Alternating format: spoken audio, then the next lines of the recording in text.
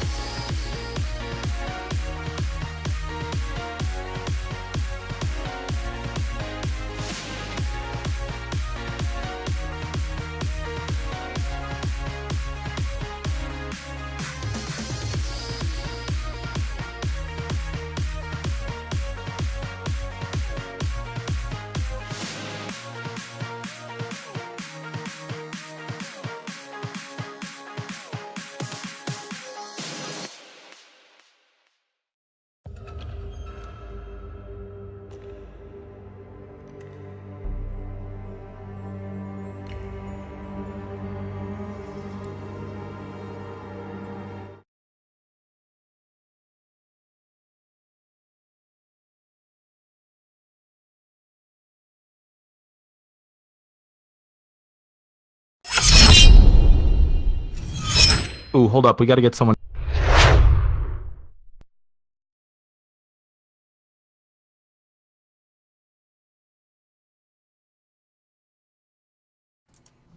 What is going on, everybody? Welcome to the Dominate Week 1. Here we got some two great teams rolling for us. But first, we're going to introduce our analysts. With us, we got Author Cook, Hen, and Primus. Two really good teams playing for us today. It's going to be a good match, so I want to hear your guys' opinions on it. So let's move into that.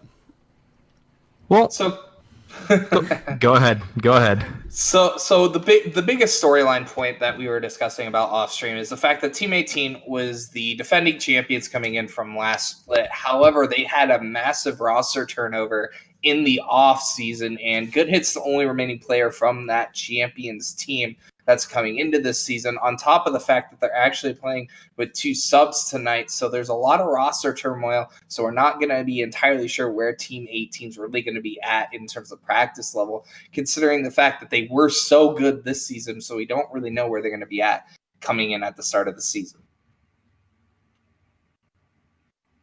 The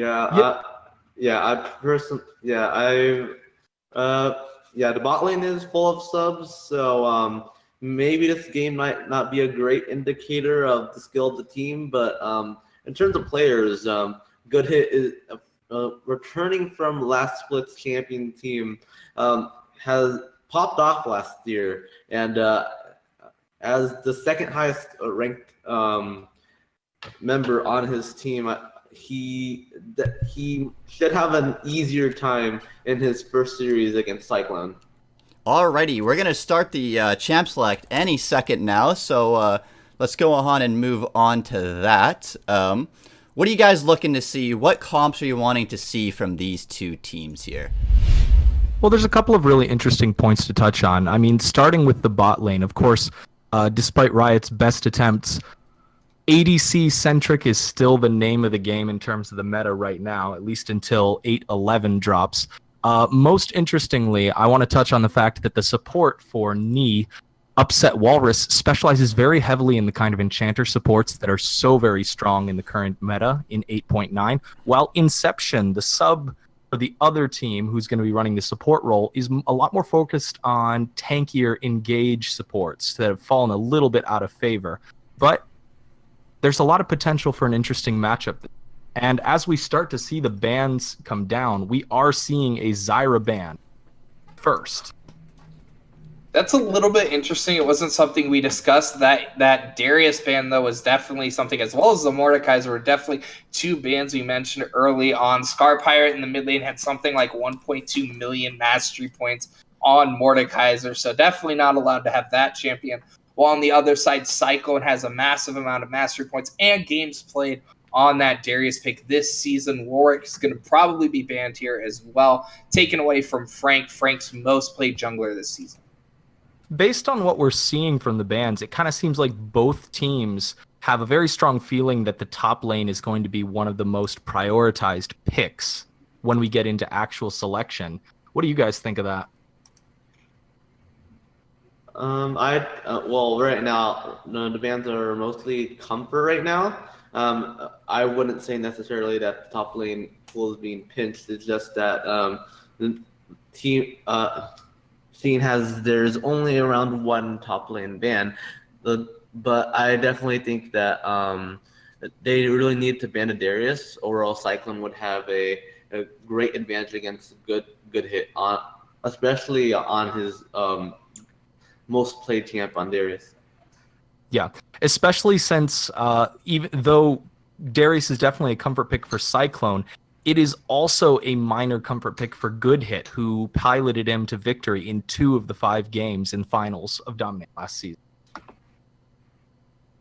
So yeah, as we do see the Xin Zhao being taken away, it is a pick for both junglers. So I find it quite interesting that that the blue side is actually looking to take that away. I'm not surprised by the first pick, Varus, as it is Nightcrawler's go-to ADC pick. Yeah, a couple more builds have risen. I've seen AP Varus. It spreads things a lot better, and I still have seen Rageblade Varus with with the typical on-hit build. So, and there's the Sivir, which is a big comfort pick for Fenry Sulfur, the substitute ADC. And there's Soraka, a big comfort pick for Inception. Not at all surprising to see these two subs having to rely on comfort picks a little bit more, seeing as how they are both having to slot into a pretty inexperienced squad, at least inexperienced in the context of having played together. Yeah, I do like the Sivir Soraka pick just as a lane concept, because historically, going back to when Varus was first coming into the meta, is Sivir was always considered a very strong pick into Varus, because it's very hard for Varus to really poke Sivir out of lane due to the spell shield. The spell shield kind of negates the Varus ultimate as well. If the Janek pick comes in, that's absolutely no surprise. Going down to Walrus in the support role, it's by far his most played support, so no surprise there. Soraka, still a very strong support kick in and of itself, so no surprise being that taken for Inception as well. we should see the good thing.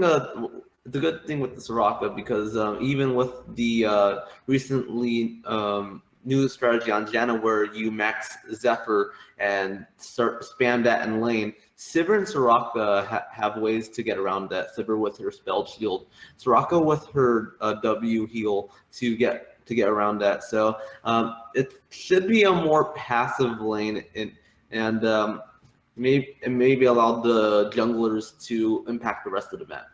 Yeah, because strong a poke as Janna's Zephyr has become over the last handful of patches, it is a very, very telegraphed ability. I mean, it's got a projectile that's relatively slow moving, so there's ample opportunity if Sivir's spell shield is up to block it and get some mana back. Yes, and in lane, other than when Varus is 6, she won't be needing to use it on anything else other than when Sejuani comes in for a gank. Mm-hmm. Dr. Mundo's a little bit of a surprising ban for me, as it's not like what do you think they're worried about? Are they worried about Dr. Mundo's actually considered almost an S tier top laner at the moment due to the buffs.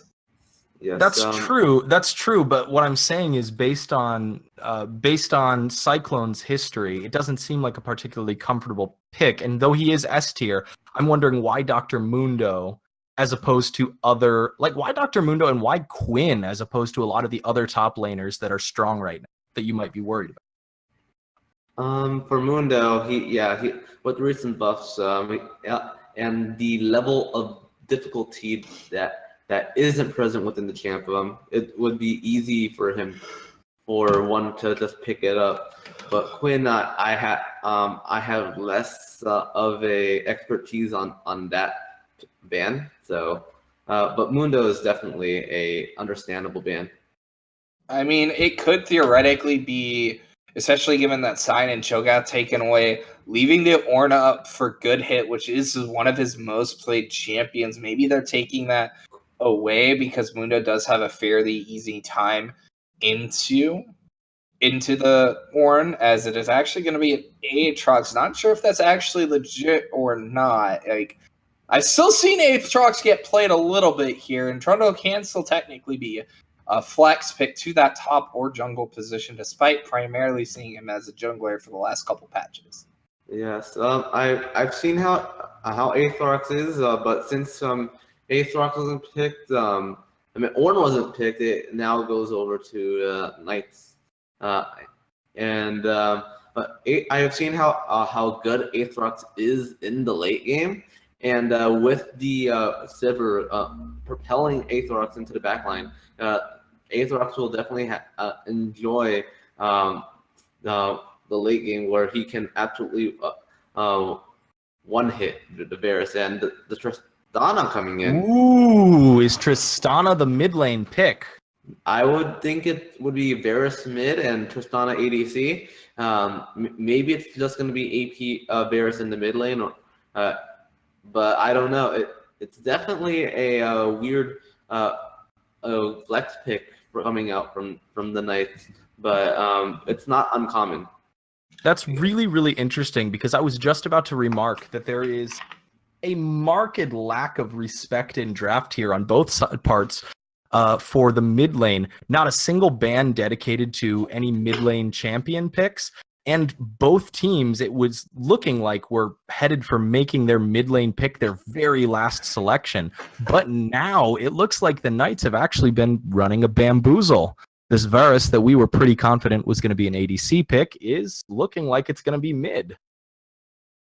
I mean, they do pick up the Ziggs, which everyone knows all the joys of laning against Ziggs. Like, even though if it is in fact a Varus mid, does have a little bit of a better time than most mid laners just because he does have inherently more base auto attack damage, has at least relatively similar levels of early wave clear to the Ziggs, so he can do all right.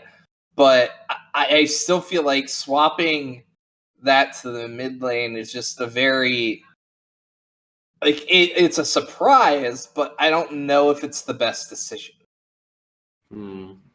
Yeah, I mean, Ziggs will still have the wave clear, and other than the piercing arrow from the Varus, he wouldn't be able to contest. So Ziggs can definitely get lane priority in the mid lane, and maybe try and roam. Although with the junglers, maybe Sejuani can help with that. I mean, they do have a lot of CC potential for that mid lane, so it's possible that the Ziggs might end up not being a factor. It does look like it is end up going to be an Aatrox in the top lane. It's not something I'm super familiar with because it's not something I've seen a lot of recently. So I'm not entirely sure on how that's going to go into the Ornn, but I think theoretically early game it should do just fine. It's got the sustain, has decent poke, but it's actually going to be the mid lane Tristana. That's actually quite interesting. So it's actually not the Varus mid lane. I'm assuming it's just going to be an AD carry Tristana because I don't think AP Tristana is actually a thing. I mean, doesn't her ultimate scale off of AP or something like that? I don't recall off the top of my head. It does, but I completely doubt that. It would be a very silly decision to Yeah. run AP Tristana based on the ultimate. Yeah. Yes. I mean, her E did used to do magic damage, which is why you did see the AP Tristana, but they changed it so it does 8. I believe it's mostly AD scaling now on that explosive charge. So I find it highly unlikely. I'm assuming they're just running a double AD carry comp, which I think is quite risky, especially considering the enemy team has a Trundle. Yes. Yeah. But there's two sides. In order for an ADC comp, you need an ample front line, and with the Sejuani and Ornn, that's definitely substantial front line for the double. In AP combination with comp. a nutty amount of peel coming out of Janna. Yes. Except for the fact that you also have to remember that one of those tanks is not going to be a tank because of Trundle ultimate. That is true. Oof. And also Aatrox will get the express terrain into any of the members. So it's going to be a pretty these are pretty two weird comps, but I'm pretty excited to see how these two teams actually do. Oh, man. So as we're just about to start the 3-minute spectator delay, let's take it lane by lane. We've already talked a little bit about the bot lane with Varus and Janna into Sivir Soraka for a second there when it looked like it was going to be Tristana in the ADC slot for Knights. I was about to say that it's a lot more likely that we'd start to see a more traditional Janna where she maxes her E instead of her Zephyr. But now that it's Varus again, I think Poke Janna is still very much in play. Yeah, I think it's quite likely. Yeah.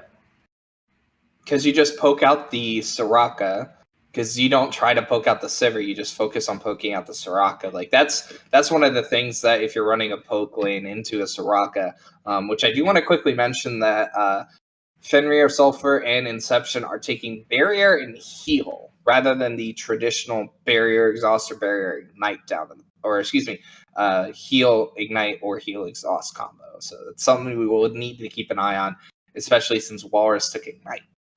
It definitely makes sense for a Soraka support to take heal, as opposed to the traditional ADC heal support taking ignite or exhaust. Because Soraka has so much heal in her kit anyway that she's probably going to be building Ardent Sensor. She's probably going to be building Redemption. She's going to be loading up her kit with heal and shield boost. So it does make sense for Summoner Heal to be part of her kit as well. But looking at the bot lane, Soraka's E, I believe, has a longer range than Janna can come in with her W. So maybe the bot lane will have some counterplay in the bot lane. Especially as Sivir, I think with her W would generally start the push out.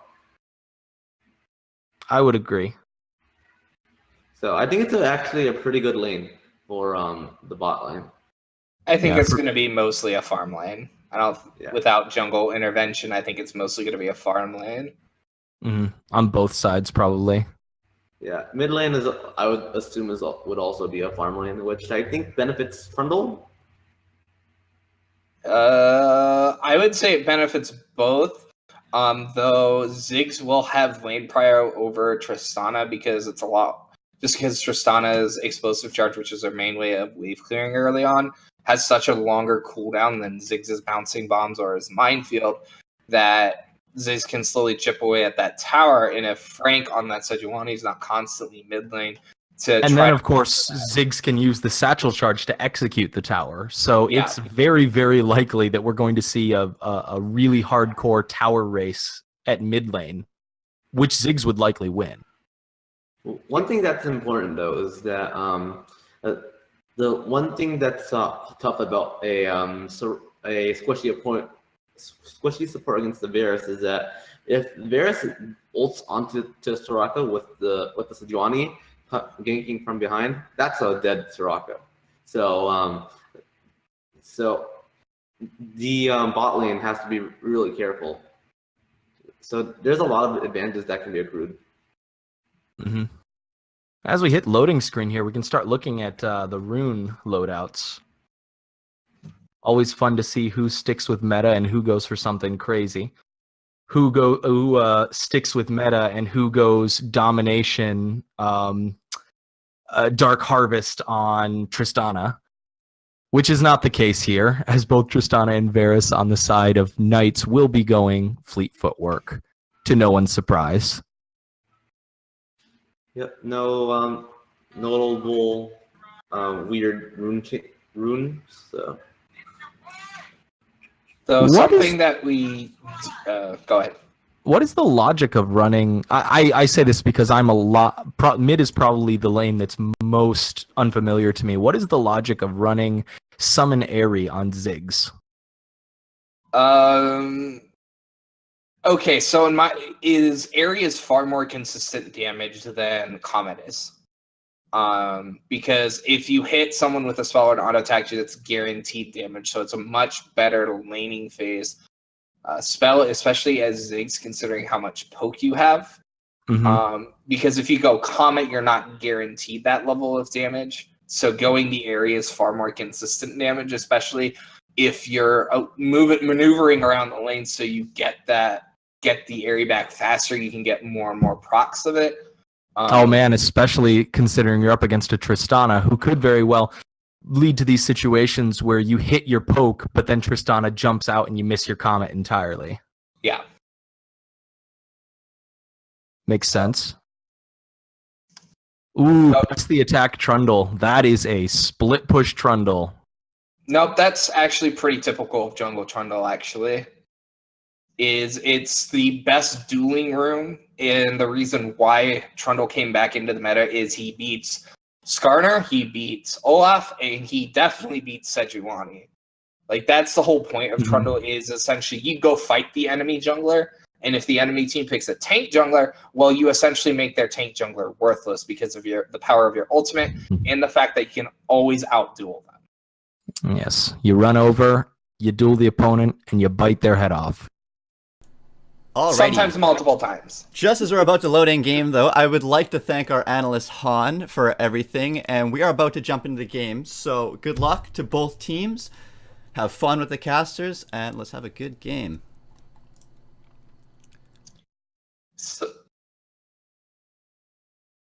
Okay.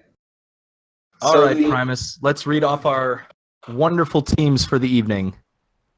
Okay, so on the blue side, we have Knights Who Called Yi with Cyclone 4T4 in the top lane. On the Ornn, we have Frank Tato in the jungle. On Sejuani, we have Y-Star. I'll just probably call him Y-Star for the start for most of the game. On Tristana in the mid lane, a spicy mid lane pick. We have Nightcrawler on the Varus, and of course Upset Wallace on the Janna. And on the red side, we have Team 18, even though I believe they're actually Team 27, featuring Good Hit 556 on the Aatrox in the top lane, Provisioner on Trundle in the jungle, Scar Pirate on Ziggs in mid lane, and Fenrir Sulfur and Inception, ADC and support respectively, on Sivir and Soraka. So something I did want to mention is Han kept talking about how Aatrox was talking about having like free access on the backline, except for the fact that the enemy team has a Janna, and Janna Q pretty much makes Aatrox not a champion, because there's no way Aatrox can actually get into the backline. Provided, of course, Upset Walrus can hit those skill shots. I've actually never seen Upset Walrus play before, and I don't know, although I would certainly hope, since Janna is by far their most played champion, I would hope that that would be part of their skill set by now. Hopefully, and he's platinum, so hopefully he's not boosted like us, right? This is why we're on this side. This is why we're on this side rather on the other side. But yep. As we're still waiting, at least on my end, to get on the screen. Unfortunately, the toasters are out in full force today. I'm just, the biggest question mark for me in this game is actually going to be how this top lane matchup goes, because I know Ornn's pretty much considered the very stable top laner and doesn't really have any bad matchups. But it's just like, how is that going to interact with the Aatrox? For sure.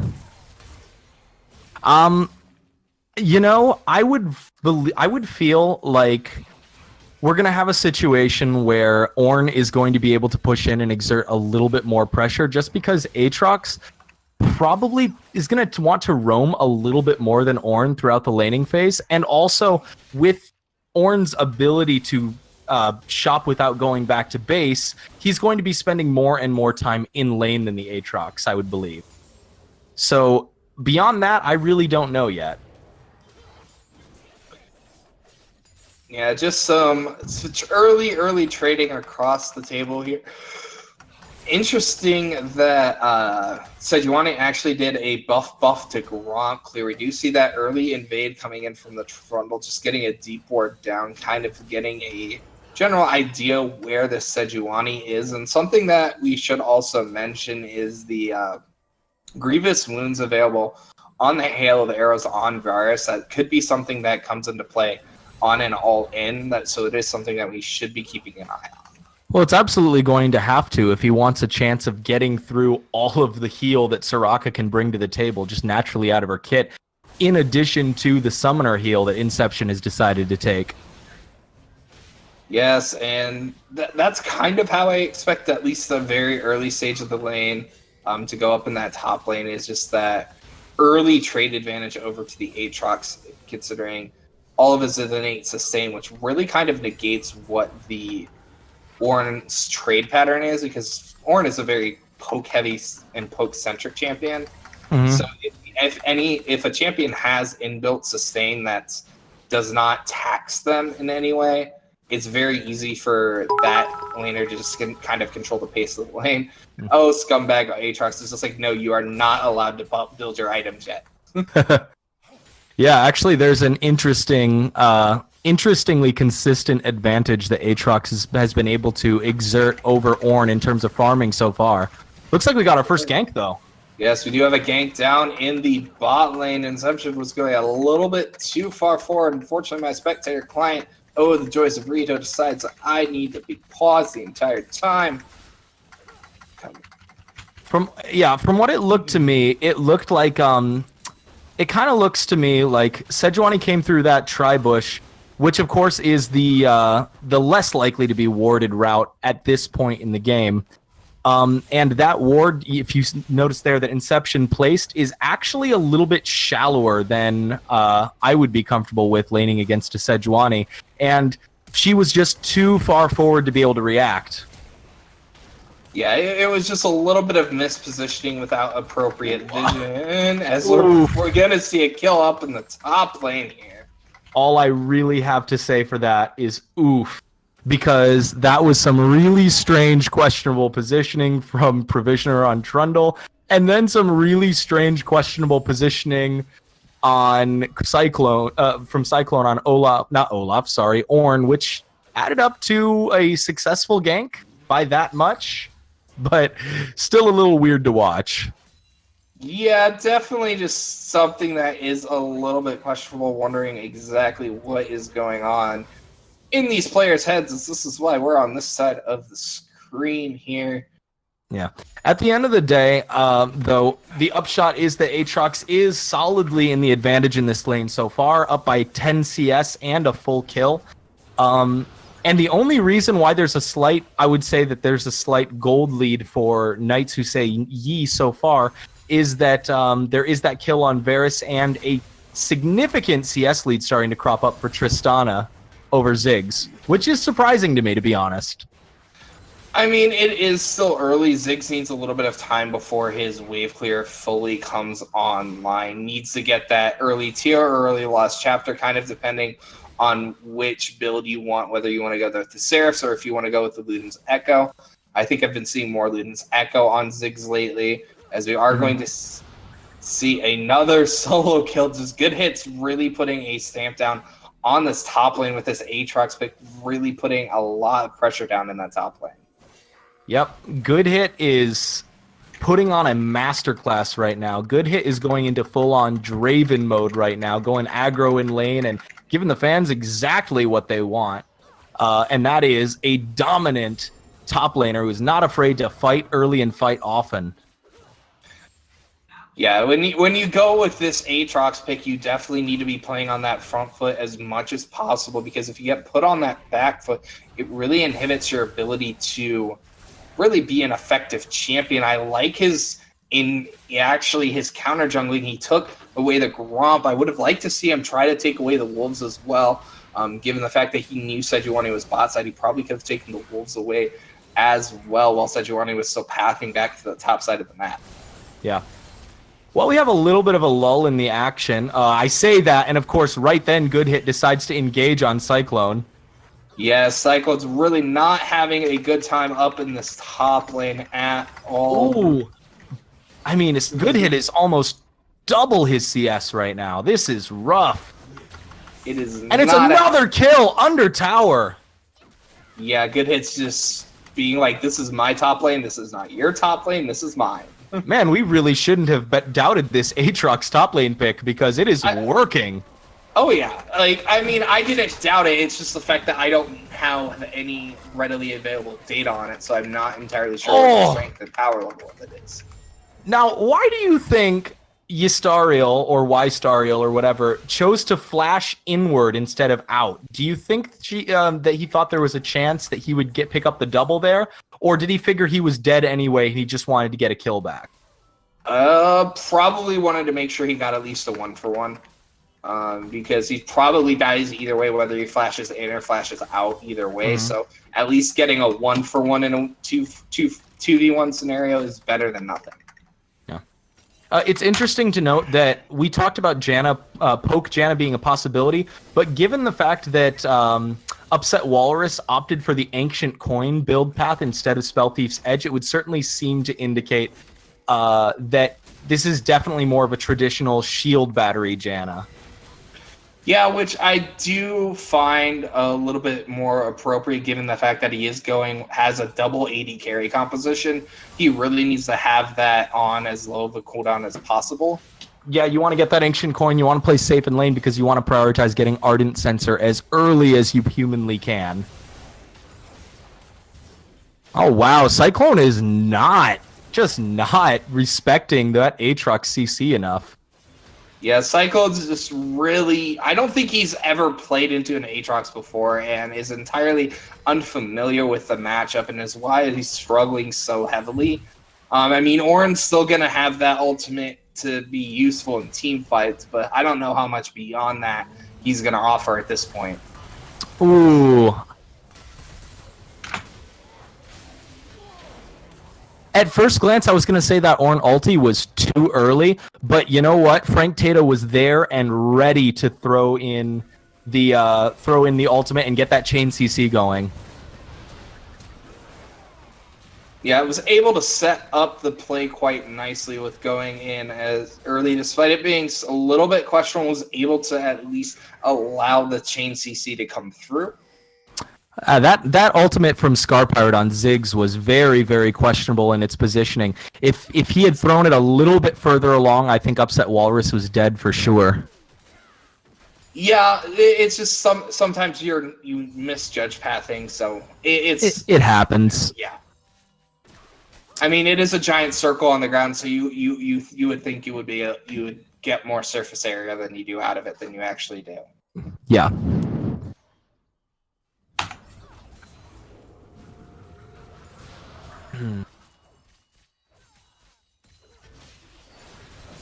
I'll be honest with you. I'm really surprised at how even this mid lane has been so far. I really expected Ziggs to do a lot better into a Tristana in lane.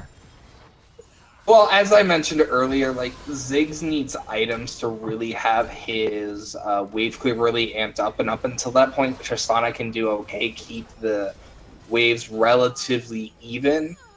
Due to the passive from the explosive charge, really allows her to keep it outside of tower range. But once Ziggs starts gets that Ludens online or gets Seraphs, depending on which item he ends up going for, that's when it starts becoming more difficult for Tristana to be able to sustain and match the level of wave clear that Scar Pirate's bringing on that Ziggs. Yeah. Yeah, that was in that last team fight there at bot lane. That was a solid monsoon from Upset Walrus, but just with the bouncing blades from Fenry Sulfur, it just wasn't quite enough to save Frank Tato and Sejuani. Yeah, that's one of the underrated things about Sivir is she does a surprising amount of damage in team fights because of the fact that she essentially hits the entire team with her auto attacks due to the ricochet and the fact that her boomerang blade can hit everyone. There's no way to stop that. She does a surprising amount of damage in team fights. That is offset by the fact that it takes her so long to ramp up, is that she's really not fully online in terms of DPS until she hits 3 items.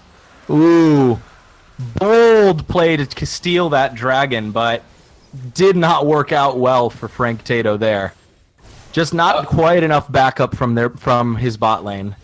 It was a tad optimistic, I would say. Just a little bit.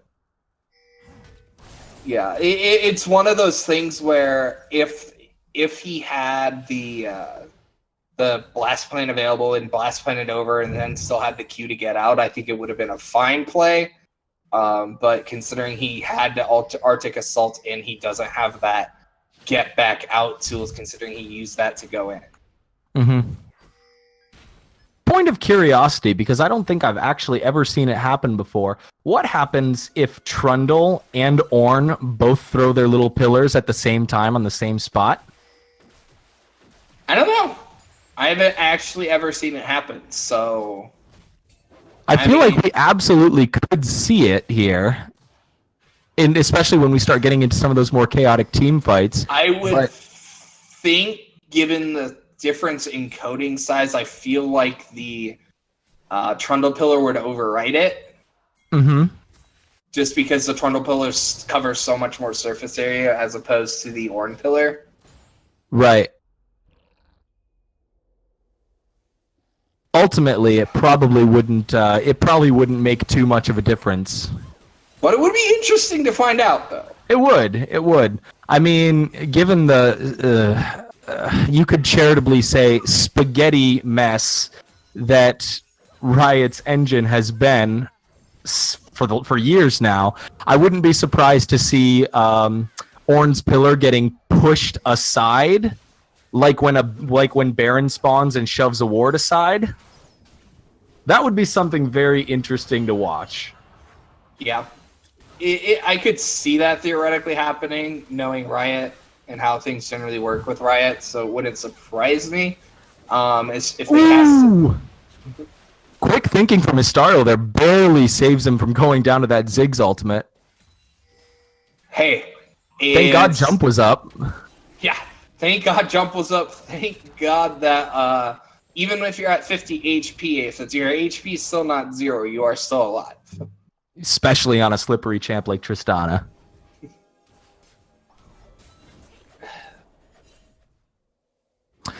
Another interesting thing to note here is the vision game. Just looking at how Janna, of course, as played by Upset Walrus, it's as it would be expected, has a much higher vision score than the rest of the team, but it's a lot more balanced over on the side of Team 18, with Inception staying pretty much even with the rest of the squad. And yet, looking at the map, I would say that Team 18 has played the stronger vision game so far.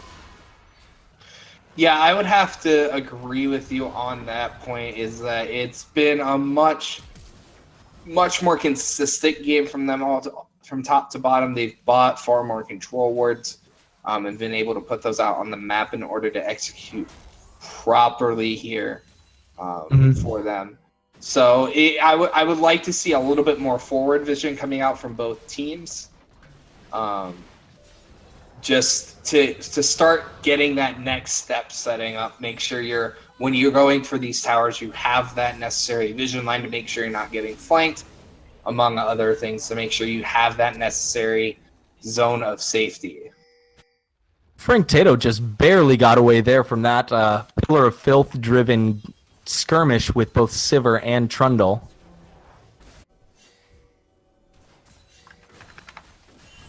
Now that I'm looking at it more, I do definitely believe that a big chunk of Upset Walrus's vision score has come from just how aggressively they have been removing vision throughout the game so far. Like, case in point, right now, clearing yet another control ward from the top side jungle in and around the river area. Yeah, definitely putting in a lot of work, making sure he is denying the enemy vision as much as possible while allowing his team to have that necessary level of vision control to try to get themselves back into this game, because they're currently sitting down about 3,000 gold. They're really not in the position they would like to be at this stage of the game. However, when you consider the fact that almost all that gold difference is up in the top lane, you still kind of have to feel all right, given the fact that both your ADCs are scaling up quite nicely. You would feel a little bit better about it, though, if it weren't also matched by being 3 turrets to 0 down. I'm honestly really surprised that when they had a little bit more presence up there in the top side river, they didn't make a play at Rift Herald, because as of right now, they're down 3 turrets as it is. The opposing team has a Mountain Drake under their belt. You really want something to give yourself a foothold, and Rift Herald, especially now, with the recent changes to it in 8.9, enabling it to be able to push down multiple towers as long as it's escorted and timed properly. I'm really surprised that the Knights haven't made more of an effort to get it. I feel like a part of the reason is that, considering their outer 3 towers are all down at this point in the game, they really don't have that safety to actually go for it without having vision of where the enemy team is. It looks like they are putting pings down on it now, but they don't really know where the enemy team is, and then without knowing where the enemy team is, it's too risky to try to do that Rift Herald by itself, as Weistral's trying to go in on this onto Scarpire. Don't know about that. We do have the Chains of Corruption and Frank Tato coming in trying to DPS down Scarpire, but unfortunately Precisioner takes the kill onto Frank Tato on the backside. It looks like they are going to be able to secure this Infernal with the enemy jungler being dead.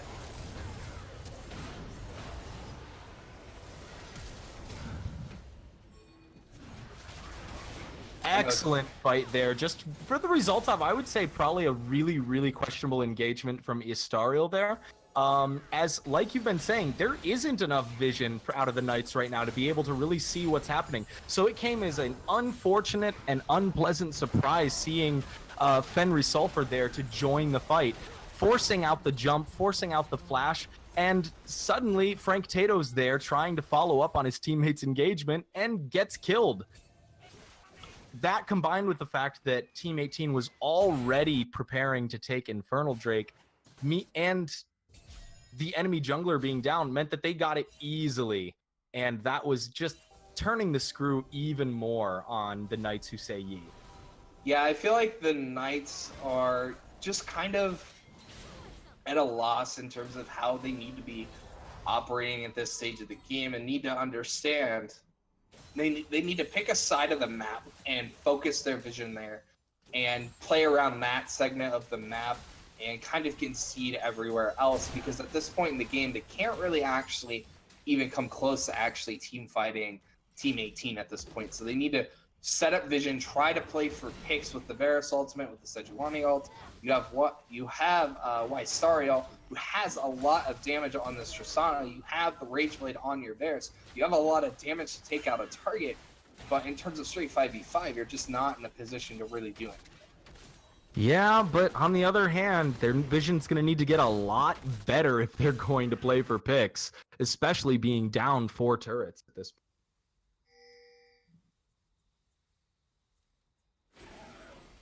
I do think there's the real danger as well that Team 18 is just too well coordinated right now. They are grouping so tightly.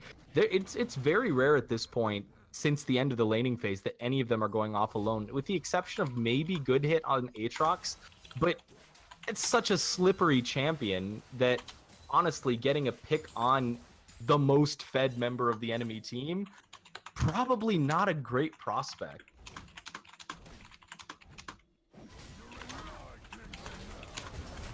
Although Provision are being caught possibly out of position. But no, Inception and Scar Pirate are just too quick to react there.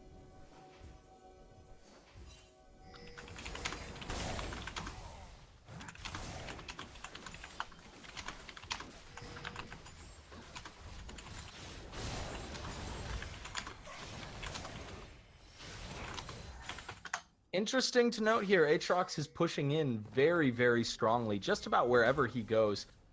Good Hit is bringing that pressure, and there's like this reluctance to really rotate, as just now, I mean, Good Hit was pushing that for probably a good 45 seconds before anyone even moved to go match him. I just don't think that they really want to get themselves into a position to really do anything to Good Hit. He has his Blade of the Ranking, he has Rage Blade, he has too many items to really be truly dealt with in a 1v1 scenario, and Straw, I think that your choice to not jump away was immediately, anyway. I do understand you was silenced, but... Ystariel just is going too aggressive, doesn't have the team backing them up there, and they finally paid for it. It happened in a moment when they didn't have their rocket jump up, they didn't have their flash up, and they finally went down. Yeah, and like I admire what Frank's trying to do. He's trying to play the safety net, but they're just so far behind at 8k gold. They're down 5 towers. They have I don't even think any of the towers on the side of Team 18 have taken more than 1,000 damage at this point in the game. And as I mentioned earlier, is they really just need to focus on one area of the map, or just generate as many picks as possible to try to accrue gold, because they have a CS advantage in mid lane. They have a CS advantage in the ADC role, but the issue is Versus about to get jumped on, I bet. Or Good Hit might just decide not to go for it. Odd. He just might decide he just doesn't want to kill Varus today. Although, to be fair, there were multiple members of Knights MIA, and there's no vision in that bottom quadrant of the jungle right now. So I could see it being a caution play. And honestly, based on how many times they've been able to squeeze out an advantage from a lack of caution on the part of the Knights, playing with caution is probably the right move. Yeah, you really need to make sure you're just taking what advantages and what gold you can get at this point in the game. Make sure you're clearing out your jungles off of cooldown, making sure you're not leaving any gold up on your side of the map that you can, because you need to accrue as much gold as possible, especially because you're at your 2-item spike for both your AD carries. Yep. But when your front line is going for an Iceborne Gauntlet for whatever reason. Yep. When you're exactly when you are 7k up, and on the other hand with the Team 18, when you're 7k gold up, it's not a time that you want to be taking risks. You want to just keep playing slowly, cautiously, and squeeze the other team out of the game entirely. Yeah, you want to. Yeah, if you're Team 18, basically your thought process is you play around neutrals, you try to take all the enemy jungler, you try to make sure they're not in a position to actually contest anything, as they are able to secure this Inferno. Good hit, is in a pretty good position to try to make a play. Misses the Q, though, onto the backline, but Provisioner immediately erases Potato off the map, while Nightcrawler falls on the backside, too. I believe the wings to the E coming in from Good Hit, trying to chase down, trying to land the slow. Is not able to quite get into range, does not quite have the Q back up, but another just executed team fight with the gold advantage, and this should be a inhibitor tower coming in because there's not enough wave clear, but they don't have a wave clear here yet. And with Ziggs available, you never know when a turret is just going to disappear. There was just a big mistake in how a couple of big mistakes actually in how the Knights Who Say Ye were prepping for that to contest that Drake. First of all, they were way too late. I mean, the take was just so fast that by the time they were in position, the dragon was already down. The other thing is they went for a pincer strike there, which would be great if they were the ones who were ahead, because they could stop anyone. They could secure an ace and stop anyone from the other team from getting away. But the problem is they're weaker. All it meant was that they were scattered. Like Han was talking about on the analyst desk, Aatrox's ability to get to the back line should be subverted by Janna and the sheer amount of peel that she has in her kit. But the problem is it doesn't apply because Janna wasn't there to peel for Varus.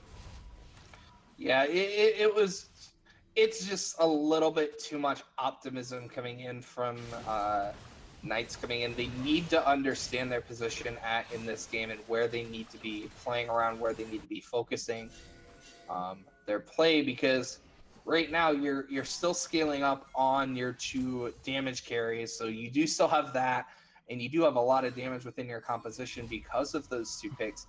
The issue is whether or not your front line is going to be able to live long enough for it to actually matter. Yeah, I think you're right on the money. The problem with the Knights Who Say Ye right now is that they are a team that is 7k down, that is playing like they're 7k up. Yeah, it's like I wish I could say like I was anticipating something else happening, but ooh, big ult whiff from Nightcrawler. That is a shame. That is a feels bad moment coming in. And it is that would have been exactly the pick they needed too. Yeah, because it was onto the Soraka. It did force Inception's flash, though. If they're able to force a fight onto the Soraka without her flash available, they might be able to at least get a advantageous play, because even though they are down in CS, if that Soraka is not there for that additional sustained fight, they might be able to secure multiple kills with that health battery down on the Soraka. Yeah, but unfortunately, they just weren't there for it. Varus is off pressuring top lane, and don't get me wrong, all of these other objectives are perfectly good, reasonable objectives. The problem is that one champion is not enough at the place in the game they are right now. It's not, one champion isn't enough to go for the pick. One champion isn't enough to pressure top lane. One champion isn't enough to meet Aatrox's split push in the bot lane. It's just a real shame. And I really do think the Knights, this is going to be a clean red side victory for Team 18 at this point.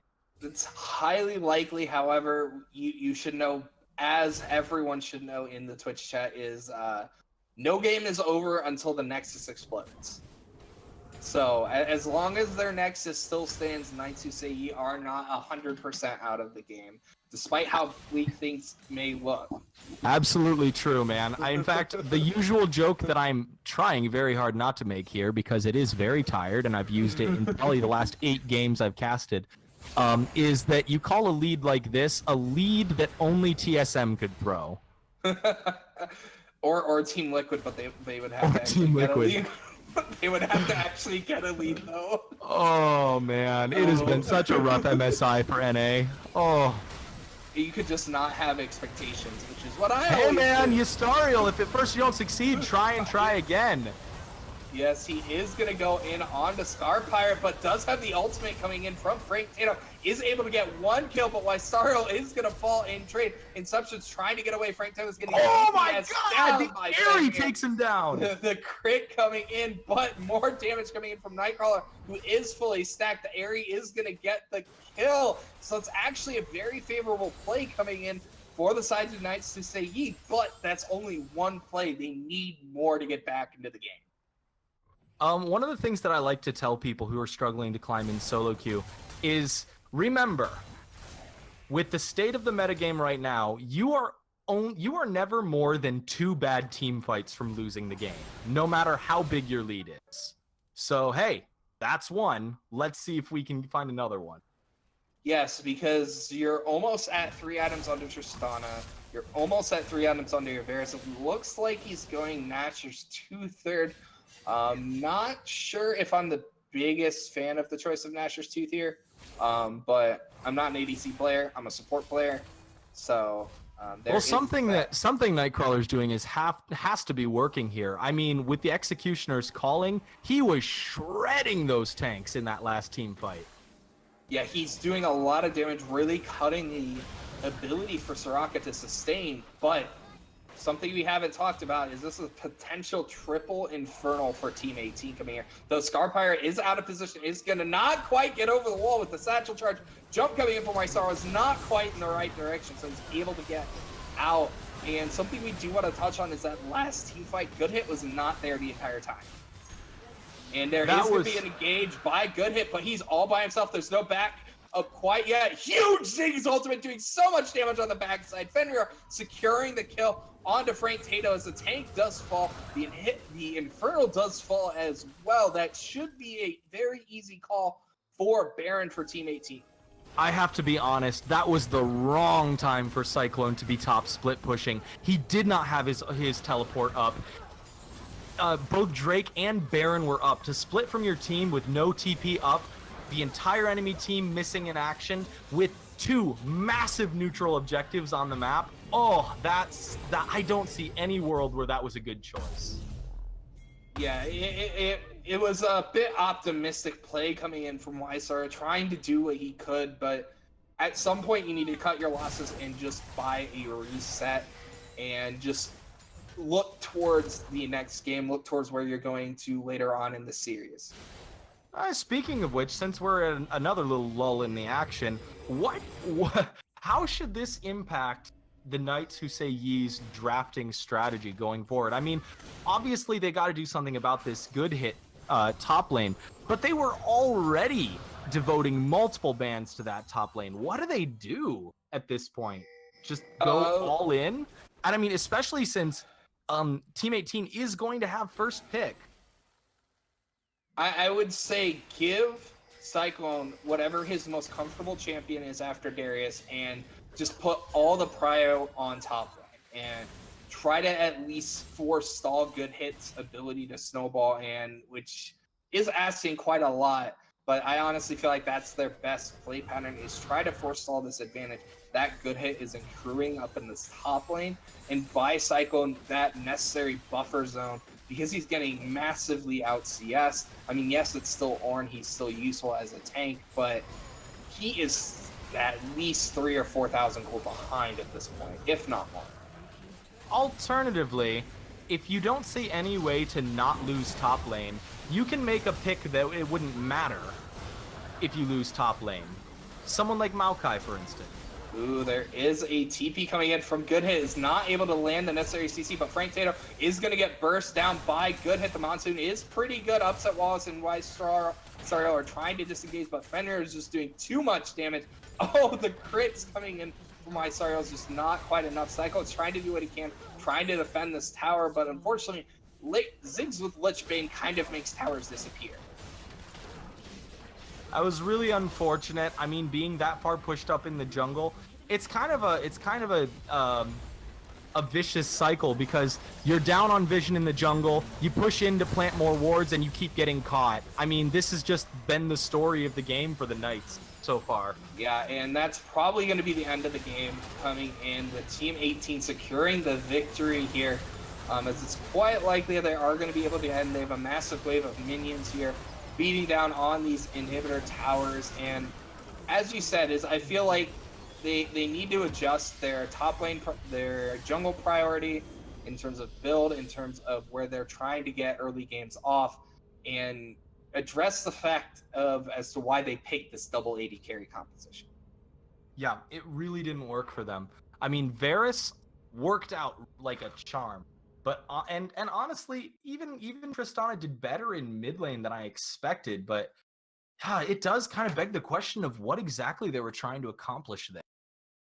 Yeah, it was like I get the idea of potentially trying to throw a cheese pick in there. Why Sario is a little bit of a mid and ADC player, so is not really a true full-on mid laner, but he had mid laners up that he could play. And I don't know why the Tristana was opted into other than another champion, other than the fact that they thought that they could handle what was going on up at the top lane, because their composition top to bottom, like if everything plays out evenly, is a good composition. It's one-dimensional in terms of damage focus, but you have two tanks, you have a peel bot, and you have lots of damage with your two other ADCs. So it's a decent comp from top to bottom. It's just the individual execution was not there. Mm-hmm. Absolutely. Yeah, hey, I'm back. But yeah, looking at the game, it seems like looks like the Knights who say ye bet on black too many times, and they frankly lost a lot more than they won. So hopefully next game they try play a bit safer. Top lane got really ahead, and it basically won them like a lot of the team fights from there on. I wouldn't say the top lane really won them the game, but it allowed them to set the tempo advantage, because bot lane and mid lane were essentially even for a majority of the game. It's just the fact that top lane was so far out of control so early on that it really allowed Provisioner to kind of have his way around the map in terms of setting the pace and in terms of ganking, in terms of invading, in terms of everything like that, because mid and bot lane did just fine. It's just top lane just got out of control. Yeah. I mean, Yeah. that's all there was to it, to be honest. I think next game that might be a ban for them,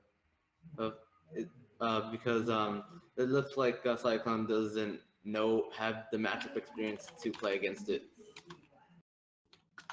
Aatrox has got to get banned. But of course, the thing that I always ask is if you are going to shift your draft strategy in the middle, if you're going to ban something that you didn't ban before, you always have to ask yourself, what is not getting banned? If I do that, what is this getting banned instead of? And honestly, their first three bans, Zyra, Mordekaiser, Xin Zhao, I would say Zyra makes the most sense to not ban out of those. But no, still, it's tough. Who knows? Yeah, I would say it doesn't dropping feel the good. Zyra needs to happen. Go ahead, on. Sorry. Yeah. I'm just saying it doesn't feel good to drop the Zyra for a pick that your top laner doesn't have the experience on. It's so in terms of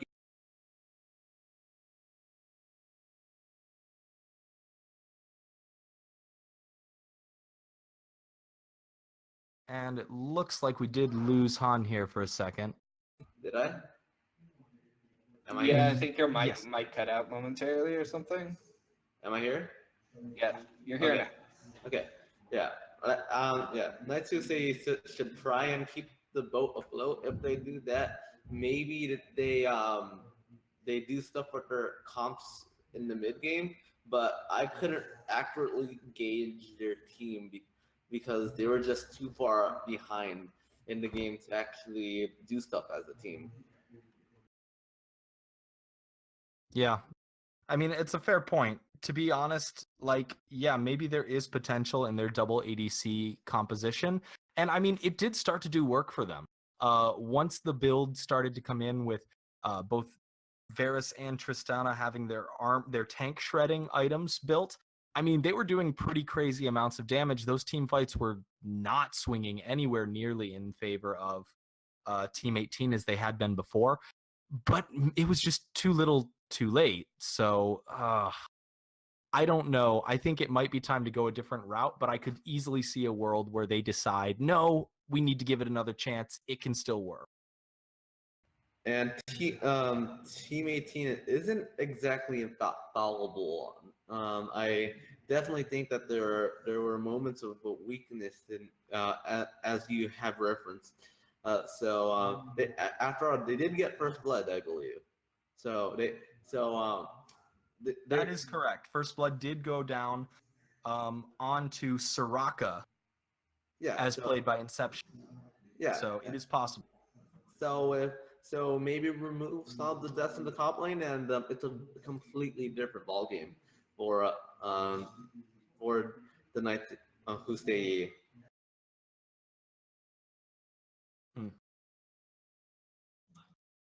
Absolutely. So, Yeah, go ahead. so I think we're gonna take a short break here before we hop into the next game here. So we do still have another game coming here for you guys here. Game number 2 of this series will be back momentarily for you guys. So please stay tuned.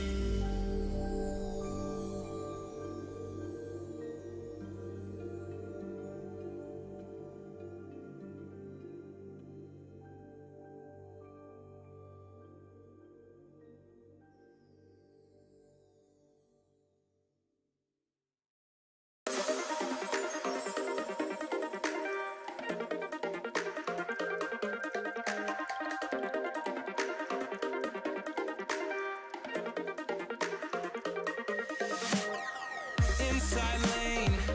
Missing exits and glued to the pavement. Between the lines, I'll keep my gaze straight ahead as the last stop flies by. No more waiting for the gun to fire. No more walking through revolving doors. I've gone around once, and I don't need to go around anymore. It's time to break away. Forget your sober case. Stop dwelling on empty words. Stop stalling in the doorway. Cancel the cruise control.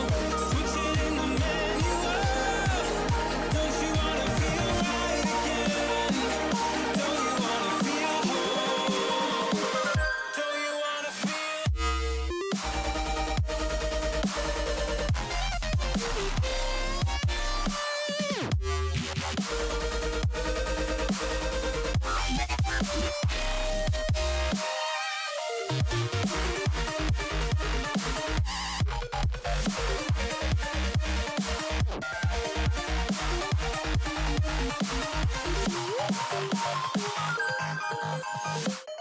Full steam through the setbacks. You can't win them all, but I'm proud I tried. I'm glad we had a dialogue. It's good to shape the mind. Speeding.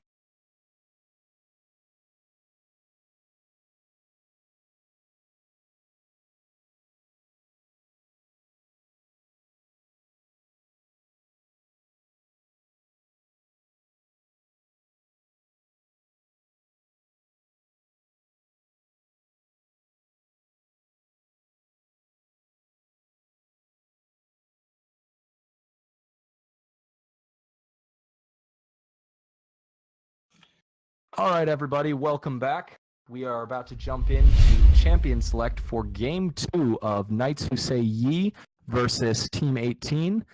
Team 18 is leading the series 1-0, and we just started with the pro draft. So, in case you're just now joining us, Team 18, mostly driven by their top laner, Good Hit 556, was able to actually bring out a really convincing win in game 1. He played a nasty Aatrox in the top lane that was able to just shut down basically everything that the Knights tried to do. The instant Aatrox ban, the respect. There it is, man. There it is. This is honestly exactly what I expected. One I thing would that's not- interesting is that they did Team 18 actually banned Darius themselves rather than allowing Good Hit to get it.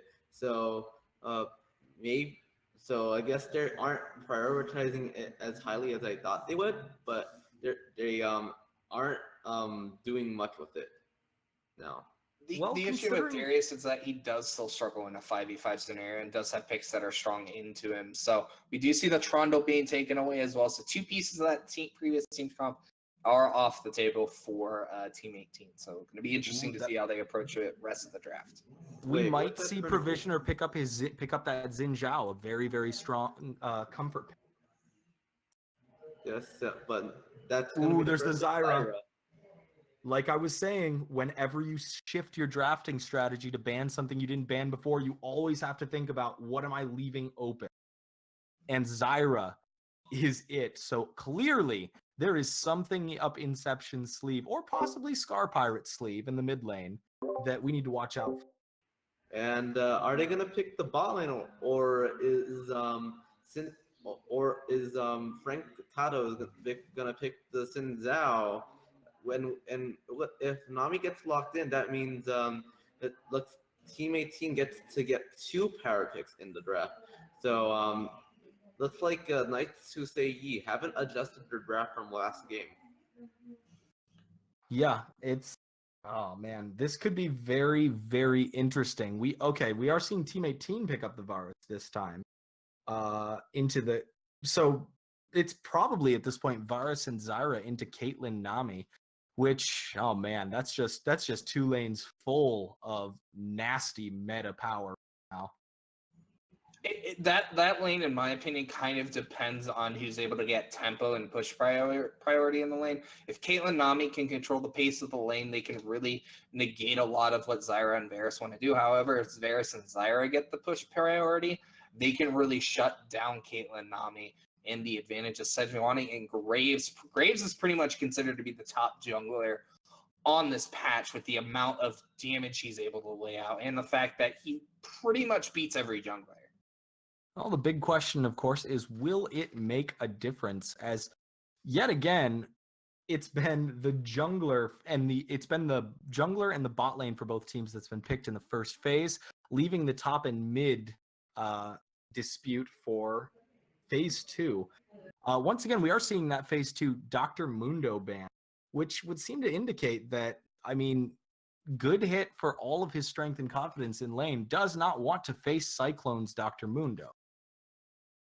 Or it's just not a pick that he's really comfortable playing into. It might not necessarily just be a target ban, but just a ban that Good Hit's just really not wanting to deal with as a champion as Ziggs gets taken away from Scar Pirate. And it's going to be interesting to see where he goes on. Like, he showed the Ziggs, Mordekaiser was far and away his most champion, as it's going to again be the Queen and Dr. Mundo going up in that top lane ban. Ornn's still on the table, but I don't think Cyclone should look to that Ornn pick. I'd like to see him pick their mid lane here and allow Morgana. That does give him a lot of tempo control in that mid lane once Morgana gets some levels going. But it's not the power pick that you expect, and there's going to be the Ornn up for Good Hit up in the top lane. Ooh, this is cheeky. This is cheeky because what this means is Good Hit basically, I think there's a statement being made here. Good Hit basically is saying, no, this is how you play Ornn in the top lane. I am looking forward to this. I mean, it is his second most played champion this season after the Scion, which has been banned away from him both games. So it's not a terrible surprise to see him go for the Ornn. I do like that Knights chose to hold their top lane pick to the end.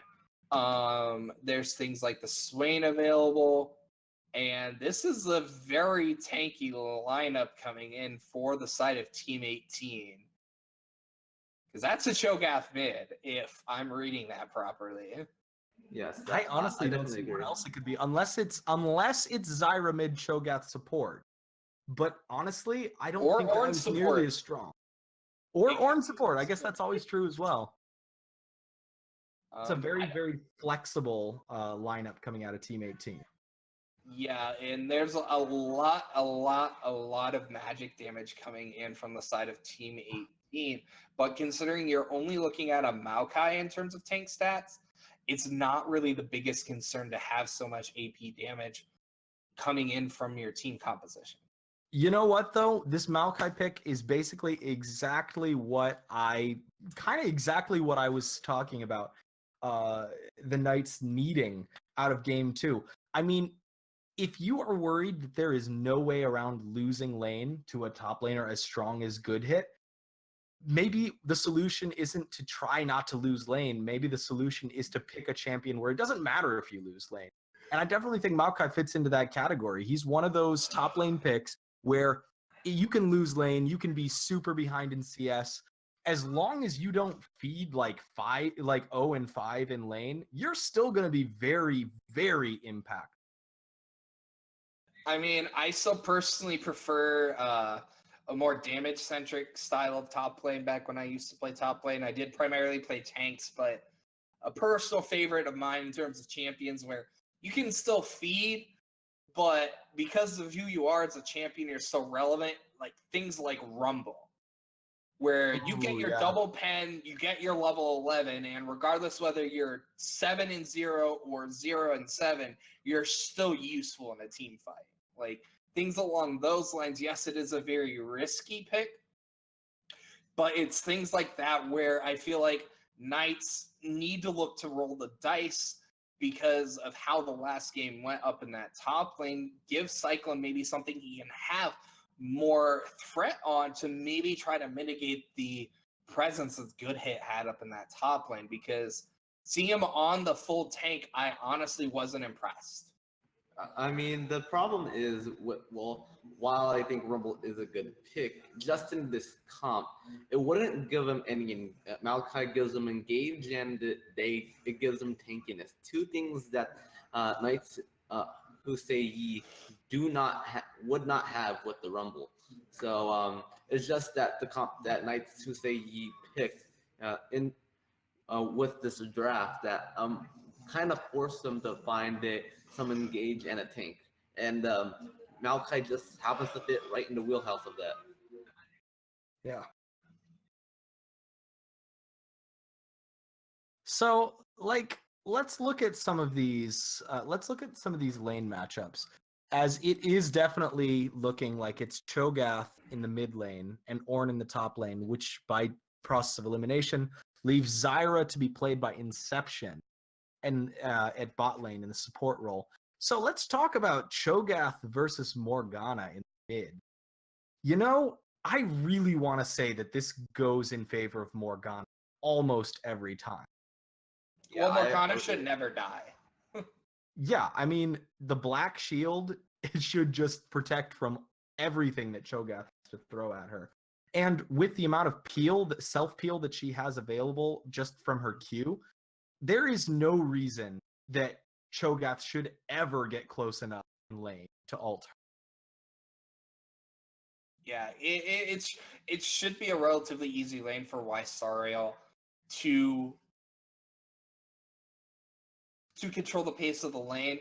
The only concerns I have for their composition is you mentioned the fact that they needed a tank up in the top lane.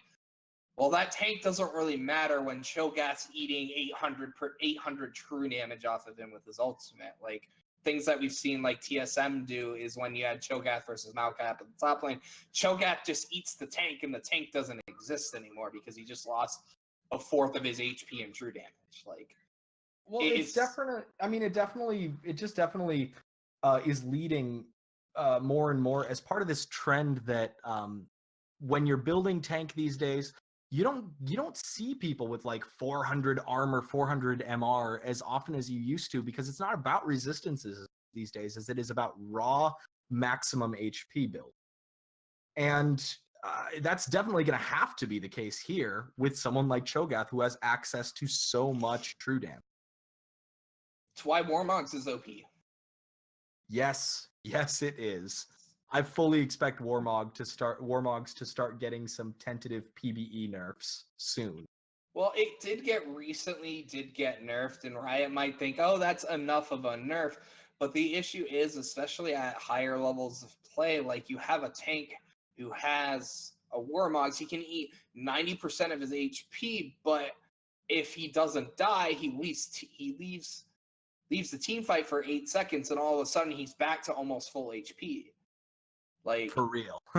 it's just disgusting.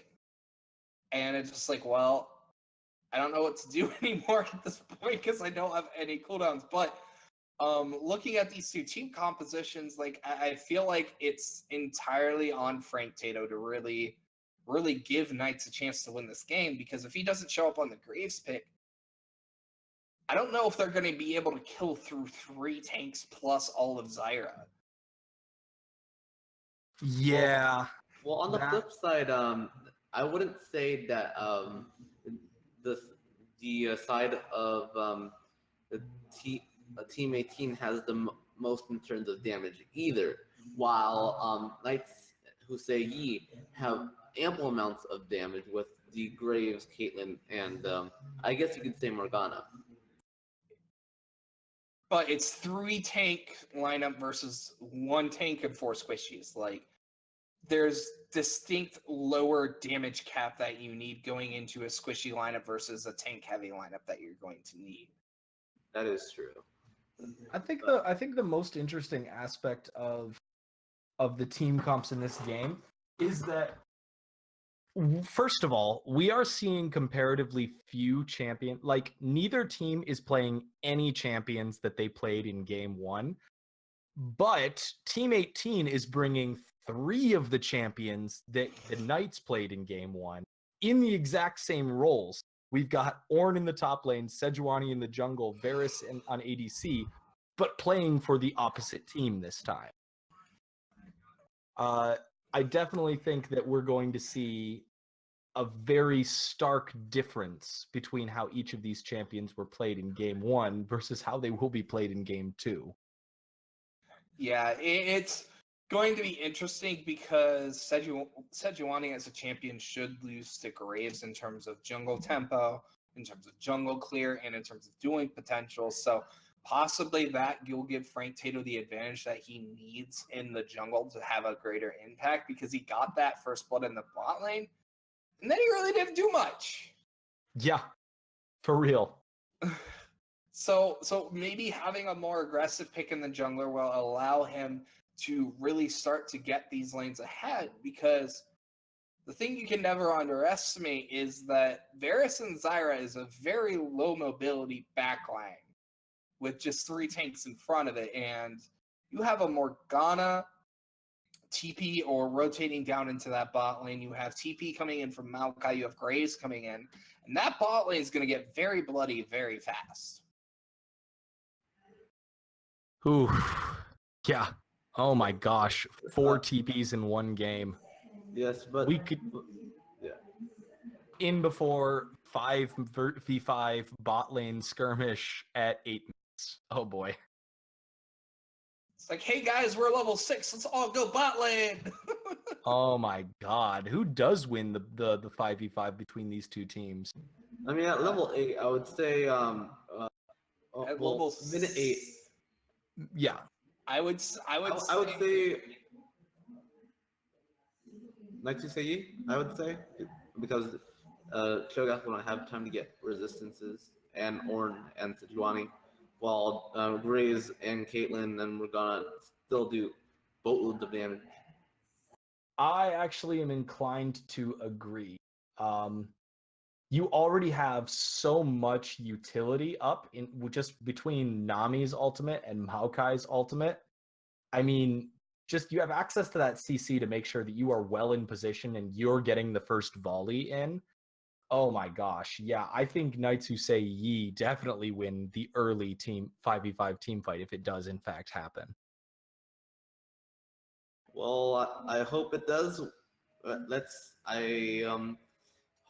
I definitely favor Team 18 in this game, but maybe Nice to say you can make it a 3-game series.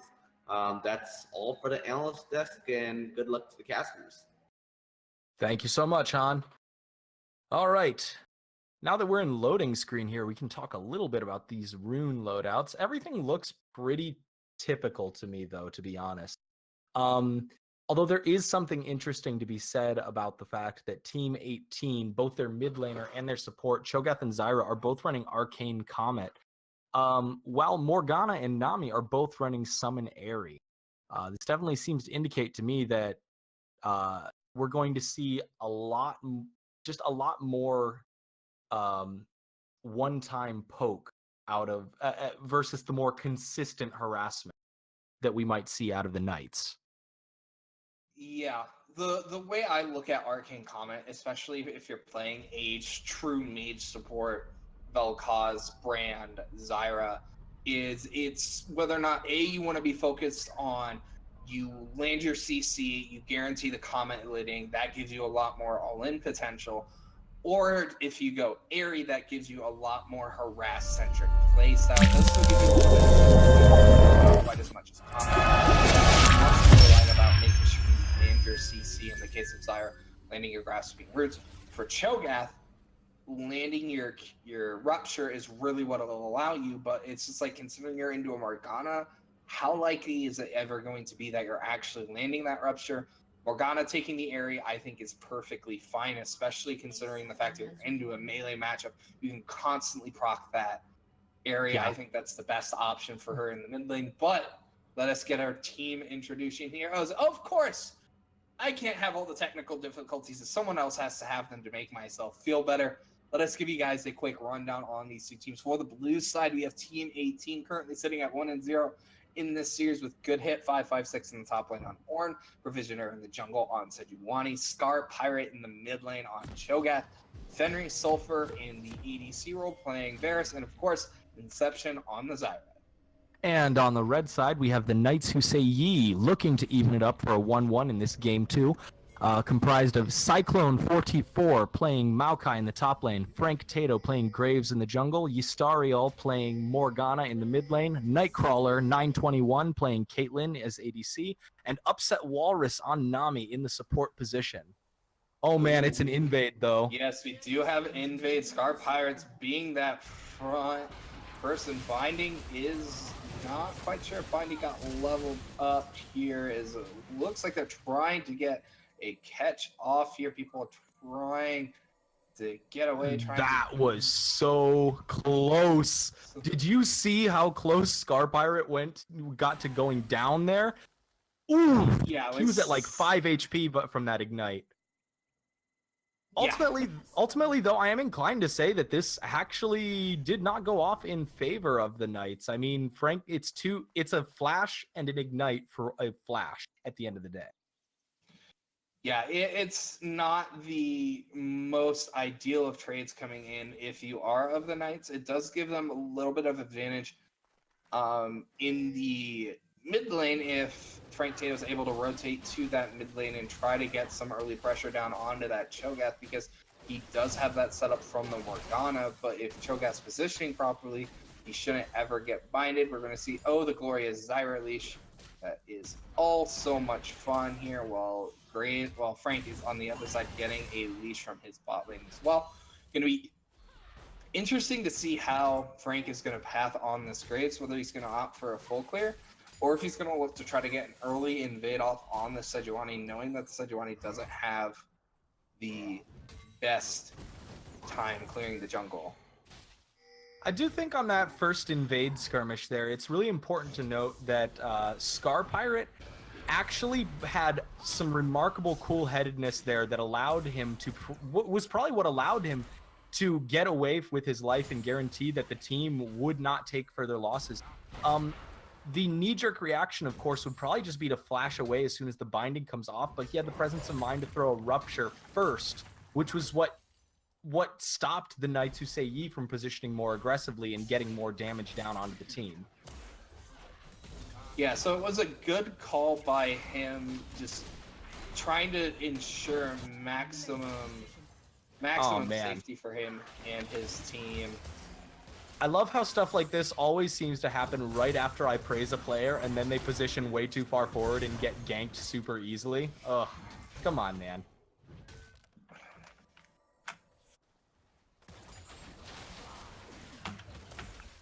Good hit, of course, bringing Cyclone really, really low up there.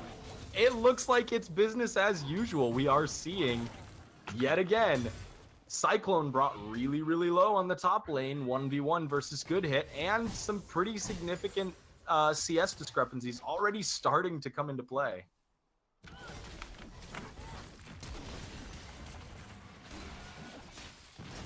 Oh, wow, we are already seeing a skirmish. Graves getting caught out and brought down so early by a combination of CC from both Sejuani and Good Hit.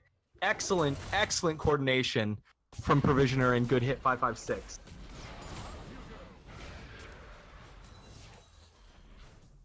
You know, we were talking about how it was going to be really, really unlikely that Scar Pirate ever got hit with Dark Binding if he positioned correctly, but so far it doesn't look like he is, because I count 3 for 3 on getting hit by those Qs, which is kind of unfortunate. Ah well, what can you do?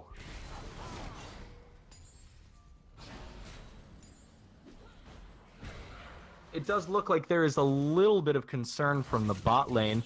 Inception trying to ping the ADC back, as they are positioned and postured pretty far up the lane there. But they don't really have vision in either the Tribush or really the River Brush. So kind of hard to see what they're thinking going this far forward.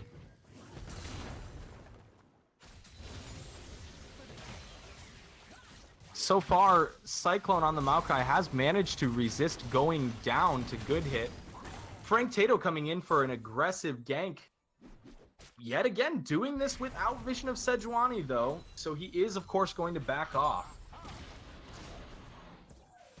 Man, Scar Pirate using himself to bait out an aggressive push-in from Ystariel and set up for a gank, but at the end of the day, it's not going to be enough. Ystariel just had poked him too far down already, and will find the damage to bring down Scar Pirate for a second time. This mid lane is not going in favor of the side of Team 18.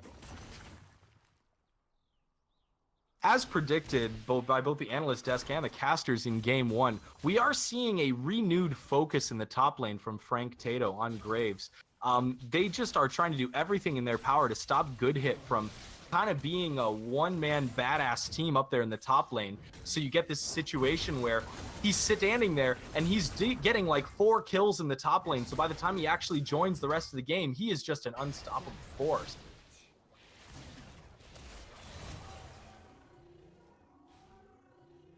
But so far, they have done an admirable job of keeping it pretty even here. The 2 successful ganks onto Scar Pirate have done a lot to help them out there. We are seeing, though, Ystariel taking advantage of the second teleport on the mid laner to go in and throw a massive Soul Shackles down to bring down Inception on Zyra. Will they be able to find a second kill? And it looks like they will not, but Good Hit will TP in, and oh no! He stays under turret for just too long, and he gets brought down in revenge for killing Nightcrawler. And now, Knights who say Ni are looking at a 300 gold advantage. Might not sound like much, but we're only 7 minutes in. Very, very unfortunate for Good Hit. As the upshot is that Maokai is probably going to be able to get some solid turret damage in up there, since Ornn did have to blow teleport to get down to bot lane in the first place. We are going to see Ornn slowly, painstakingly making his way back up to lane, as Maokai is able to just free farm for a little bit and even the CS discrepancy just a little bit.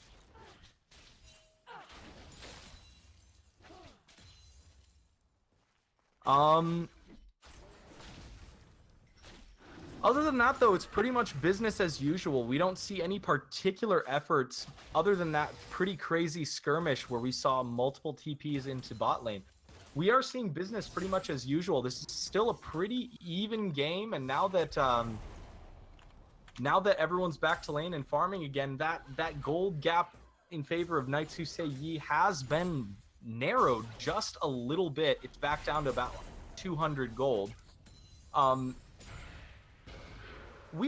It's just interesting to see that there's been so many attempts at finding a lead on the part of both teams, but we're really not seeing, at the end of the day, any of that succeeding.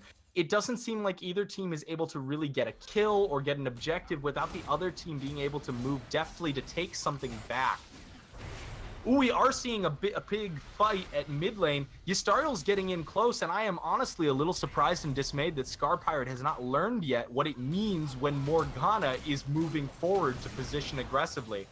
And the feast will come down, but it is nowhere near enough yet. That HP scaling won't be enough to pick up Ystariel. And yet again, Scar Pirate will go down. And that is going to be 0-3 for Scar Pirate. Really, really unfortunate results, as Scar Pirate did so well as Ziggs in the first game. We're just not seeing... Ultimately, we are just not seeing the same level of performance. Upset Walrus throwing a really, really unfortunate ultimate there. That wave just didn't catch Fenris Sulfur, which left the Nami so very open to just get picked off slowly by Varus. And once Nami was gone, there just wasn't the CC to stop Varus and Sejuani from jumping forward and picking up the Caitlyn as well. That is a clean double kill, and we are back up to a 600 gold lead in favor of Team 18. Upset Walrus just not quite bringing the peel that is necessary to resist a Sejuani gank. this honestly is looking right now. I don't want at the risk of speaking too soon. It is looking like so far another convincing win for Team 18. But like I said, it's only 10 minutes in. We will have to see what happens going forward. Well,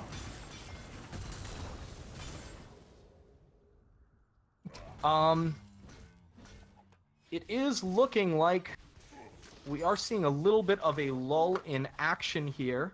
So I just want to take a minute to talk about the builds so far. We are seeing both members of the top lane taking that Spirit Cowl early, which kind of guarantees we're going to be seeing more impotent fish slap fights up there. Definitely would seem to indicate they both want that slow farm. Alright, due to some technical difficulties, I will be taking over as the color caster, but at the moment looks like the game is fairly back and forth, only with the Knights being ahead about 8k or 800 gold. So yeah, I will be your color caster now as we figure out the technical difficulties, but go ahead, take it over from here. Alright, so like I was saying, it's definitely looking like both the top lanes are wanting to, buy that Spirit Cowl and go for that slower, more sustain-oriented build, which is a little bit more in favor of the Ornn, if you ask me. Yeah. In most cases, but since Good Hit's style as a top laner seems to be a beast mode, go in and get the kills and get ahead early, maybe that's not so good for him as it normally would be for an Ornn. Yeah, the thing about Ornn for me holds a special place in my heart because he's one of those champions where it doesn't matter how well you do in lane stage. You can dominate your lane stage or you can absolutely feed. You are still going to be relevant in that team fight if you manage to land your ultimates. And in our situation, we are seeing here the Call of the Forge God coming down as a Good Hit uses it to just barely stave off a big engagement from both Yustariel and Frank Tato. And they both will back off with nothing gained significantly from either team.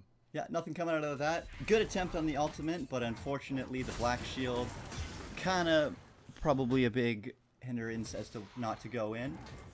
But we are just going to see some more and more back and forth scrapping between the two top lane tanks. As those Maokai, that health regen, it really doesn't help going anywhere with those fights. But good damage because on the Ornn. if it wasn't enough that both top laners have built Spirit Cowl, you still have the fact that Maokai has that natural health regen from his auto attacks off of his passive. Yep. So ultimately, we're just not, it's been a pretty even game so far. I still do very much believe that Team 18 is positioning themselves to take it. It doesn't matter if it's being played by Good Hit. Ornn is always a champion that's going to kind of open the top on your scaling and give you a little bit more access to a little bit more late game stats and power. So I really do think so far that despite being down in kills, Team 18 is going to pull this out. I mean, and I say this mostly because we're seeing all of the same trends and habits from both teams that we saw in last game. We're seeing, with the possible exception, of course, of Scar Pirate being a little too aggressive and kind of getting wrecked in these early engagements. Case in point, he goes down to some masterful chain CC from a Dark Binding and a big bubble from Nami. But we are seeing the teleport coming in. Good Hit is coming in here, or rather, sorry, it gets canceled. He does decide to stay up in the top lane instead and keep beating up impotently on Cyclone 4T4 on the Maokai. So this was ultimately a pretty even exchange, although, no, sorry, that was a 2-for-1 actually. Zyra and Cho'Gath both going down in exchange for Frank Tato on Graves. I am a huge fan of this Morgana pick. The Morgana combo. Oh, we do actually see an ult coming in from the Ornn here. Will he make a play off of that? He will not. But as I was saying, I am a big fan of this Morgana pick in the mid lane. It'll work so well off of if she manages to hit the Dark Binding. Like, Nami is able to like follow that up with like a bubble and just keep that CC chain going. If Maokai's in the team fights, Maokai's ult can change the pace of team fights. Graves is going to be in there to do that big damage. Same with Caitlyn. Caitlyn traps. The Knights have a very deadly team comp when it comes to chain CCing in the team fights, and we're going to have to see Team 18 working around that. Yeah, absolutely we will, and it's going to be really hard to work around that because so much of the peel and the targeted takeout power on the side of Team 18 with their comp needs to be coming from Cho'Gath, but so far Scar Pirate is having a really hard time, getting that scaling up and running as much as it needs to be. I mean, we're 16 minutes into the game now. He is at 5 stacks of feast so far. I mean, obviously that unlimited scaling in combination with the Ornn, we should see a lot of late game scaling potential out of Team 18, but it certainly are taking their good sweet time getting to it. And Istariel, with a very cheeky dark binding, kind of just locking down Provisioner on Sejuani there, and not really being worried about the flank from Scar Pirate. So definitely what you might call BM. Oh yeah, definitely. And the thing with the Cho'Gath is yes, he's one of those unlimited scaling champions, and he's definitely going to be more leaning towards the late game. But the tempo of these last few Sorry to interrupt you, but we are seeing a big ultimate coming in from Nami and from Caitlyn. Zyra just blasted by that burst, and Upset Walrus will be able to get away as the damage from both Varus and Sejuani is not quite enough to bring them down. Clean pickup of the support in favor of the Knights. Exactly that CC chain I am talking about. That is something that you do not want to be caught in the middle of, especially when you're something as squishy as a Zyra. You can try to counter it with some of your burst damage, but there is not much you're going to be able to do when you're caught in the middle of that. It is really interesting to see that Good Hit is staying a lot more isolationist in the top lane this game. By this point in game 1, he was very, very active in the other lanes. He was roaming, and I don't know, it might just be that he is feeling like he can't afford to do so yet. He hasn't snowballed hard enough yet in his lane. Nope. Meanwhile, we do see Caitlyn and Nami taking advantage of Zyra's absence from lane to take down the first turret of the game. Inception having to flash away from a big bubble and some pretty crazy sustained damage from Nightcrawler on Caitlyn. Ultimately, nothing gained other than that summoner spell for either side. Yep. We did see Scar Pirate wander down in there, trying to make some sort of a play, trying to make a bit of a more of a name for himself in this game, trying to get the Cho'Gath to be feared, but unfortunately, nothing came out of it, and he's going to be forced back into his mid lane. Yeah, I mean, it kind of seems so far, for all I was saying that there was potential for, and Good Hit going to be engaging on a Cyclone, but it looks like I said, there's that Spirit Cowl working out for you. The regen. It's the battle of the Titans. But we do see the ultimate coming off, but Cho'Gath teleported in, and he's rupturing, but ultimately, he just doesn't have enough, he doesn't have an aggressive enough position to be able to get in there, and he doesn't really have the damage to do anything even if he could. We are, though, seeing now Morgana teleporting into the Dragon Pit, looking to contest this dragon, which, if it goes down for one team or the other, will be the first Drake of the game. Oh my god, but Chain CC going down onto Nightcrawler from both Sejuani's ultimate and a big root from Zyra. Sejuani, in turn, getting Chain CC'd, and Graves picks up a handy double onto both Fenrir and Provisioner. And it looks like the wave is clear for them to take Dragon. But Good Hit will teleport in, and Cyclone can't join. His teleport is not up. Good Hit is coming in, finally being impactful in the rest of the game. And a big handy rupture, just barely getting black shielded by Ystaro, but she is running the wrong way. It wouldn't have mattered anyway, because Good Hit is just bringing too much damage to bear. And it looks now like this Drake, which was so clearly going down in favor of the Knights Who Say Yi, will be picked up by Team 18. Unless Graves can go in with a really sneaky steal, as his smite is available. Looks like he is going to see if he can try for it, but he's just getting zoned out. There's not much he can do. Yeah, And- unfortunately, there's just not much to be done. Zyra just has access to too much CC to be able to do anything. Oh, but Fenrir is back up and in the action with his Varus. It is all 5 members of Team 18 here and trying to secure this dragon, succeeding.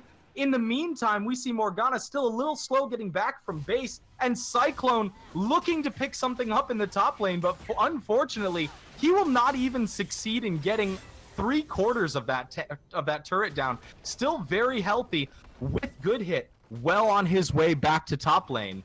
It's a race. Who can can Cyclone bring it down before good hit gets back? It looks like this might become a second turret. No, Cyclone will be chased off. The mere presence of good hit is enough to scare him away. Those are the team fights that we want to see for Team 18. That was very, very good response coming from Good Hit and Scar Pirate to bring the backup in and force down that mountain, because they are banking on that late game, and mountains are very, very important for that late game sieging. Because I think the win condition right now for the Knights Who Say Ye they're kind of banking on the early game tempo that this patch has been. But once they miss that Q, it might just start to look like Team 18 is just going to scale too hard with their, like, the good scaling on the Cho'Gath, the scaling in the Sejuani, the Varus, the Zyra, and the Ornn. We got to see them being more focused on getting those objectives down and down fast. Yeah, they are quickly losing their window to get significantly ahead in this game. If they can find some more gains like this, like the 1 and almost 2 turrets that they were able to pick up in the laning phase, they might be in great shape. But it's only going to get harder for them after a certain point. Exactly. And they said with the Ornn is just going to build tanky. You already see he's building into a Thornmail that's going to suck for the Caitlyn. The Graves, any of those auto-attack based champions. Sejuani is building full tank. The Cho'Gath is building mainly AP, but he's still going to have a lot of HP. It's going to be hard to deal with. Once those stacks start going up, his damage is going to start going up. The Varus... We've kind of got... Oh my god, we've got a big thing here. Morgana just barely black shielding that Call of the Forge God, but it will not be enough to take care of the sheer damage that's available from Good Hit's Ornn right now. And Good Hit will hit another handy bit of damage as Scar Pirate hits that Rupture to knock up both Maokai and Frank Tato. Yashriel just looked like she got caught out there, kind of in a position that she didn't want to be, and Team 18 took advantage of that. The good ult coming from the Ornn, she did manage to black shield it at that point, but it didn't matter. We had the Cho'Gath coming from the mid lane. As bad as that looked like it was going to be for the Knights, it looks like Nightcrawler and Upset Walrus are quick to be able to see an opening, jump in, and pick up a second turret, as Team 18 still has not been able to secure one. Honestly, I hate to say it, but this is kind of consistent with how Ystariel played in Game 1 as well. Way too far forward, kind of just always being a little too willing to go in on really dangerous engages. And eventually it did start to work for Ystariel on Tristana last game, but I doubt that there will be that breaking point on Morgana. I think it's just going to be a situation where Ystariel is going to end up dying a lot of places where they didn't need to. Morgana really needs to play it safe and be relevant in those team fights, but without getting caught out. Yeah, Black Shield is a very useful bit of utility, but it doesn't make you invincible. It's got a cooldown and it has a damage limit. Yeah, exactly. And your team's gonna need you in those fights. Your Black Shield, your binding is so important for everything, but it looks like we do have a bit of a fight going on here. Oh, we are seeing a teleport coming in. We see Morgana coming in and handing a very nice dark binding onto Zyra. Provisioner has to run with the tail between the legs. Fenrir fails a flash over the wall, and Scar Pirate is going to stay there and try to secure the exit for Fenrir, but he will come back. And why did he come back? And he got killed. Good Hit trying to even things up in the top lane in the meantime as he picks up the bot lane from Knights who have gone up to top lane for a swap. And it looks like he might actually be able to secure a double here as he's already been able to kill Nightcrawler with his solid amount of burst damage. Nope, the Nami gets away. That was a very, very, very good fight for the Knights Who Say Ye, and they need to keep something up like that. they did get another tower off of that fight, and that's exactly the tempo that they need to keep going to keep this game in their way. If they start losing those fights, that's where they start to lose their grip. Yep. I mean, they have to win. Like we've been saying, there was a window in play here, and they definitely have to keep winning these fights, or they're going to quickly lose it. Ystario, yet again, positioned way too far forward with nowhere near enough vision. And we are going to see just that incredible chase down potential from Sejuani. Yet again, able to take out Ystario for a third death. And finally, Good Hit is able to pick up a turret in favor of Team 18. Hopefully now, seeing that that turret is down, we'll see Good Hit more prevalent in those team fights because they are going to need him. His ultimate will change the tide in team fights, although so will the Maokai's. It's just either to see which one goes first. Well, I would say historically, just from this one match, I think Good Hit tends to have a slightly better sense for how to play those team fights. So all else being equal, I would tend to believe that Ornn is going to end up being more impactful here. But, I mean, the Knights have surprised me so far this game. They might continue to do so. This is honestly a really, really good game, and I want to see it keep going this way. This is a solid Me too. game I am actually excited at the prospect of this turning into a 3-game series. Oh, yeah. Ooh, there's that ulti that we're talking about coming out of Good Hit, but he will miss everyone there. But ultimately, he didn't need to hit anything because he was just making room for Team 18 to pick up a second Mountain Drake. Oh man, we're starting to see a significant Drake advantage with that double Mountain Drake. I mean, it's going to get easier and easier for them to push those towers. Oh, yeah. And eventually to secure Baron. Oh yeah, that was honestly a really good play by the Ornn, just to zone out those two away from the dragon and just like lowering that chance of it being stolen because they need those mountains. Because once they're able to get their objective pressure over top of the Knights, then as we keep saying, they're going to lose their tempo. And I don't want to start sounding like a broken record, but both teams are playing their cards correctly. And we are seeing a skirmish starting up here, but it looks like both teams are going to back off. Graves having to back off to avoid a little bit of a rout from Zyra. But all 5 members of the Knights are here and ready to siege this tower. Meanwhile, it's going to be a little while before the full might of Team 18 is ready to defend this. We are seeing a big ult coming out down from Maokai, but I think that the entirety of Team 18 was back far enough that they will be able to avoid it. Yep. We are seeing this fight continuing here. I mean, it's got to happen eventually. Oh, Sejuani throwing a massive ulti in and being able to take down Frank Tato's Graves and Cyclone's Maokai. That was brutal.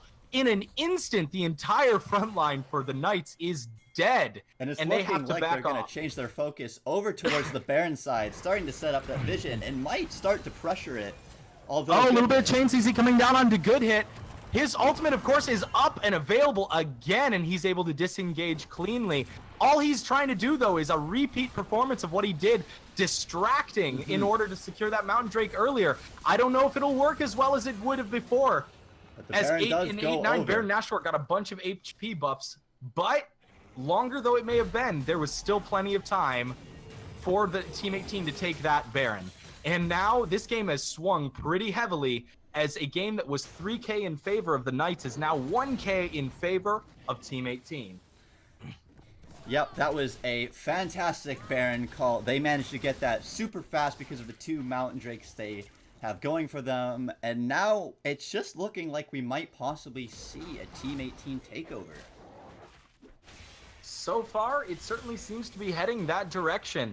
I mean, it's a little earlier than I would have anticipated, but I think that window might have just closed. Yep, it is looking to be that way.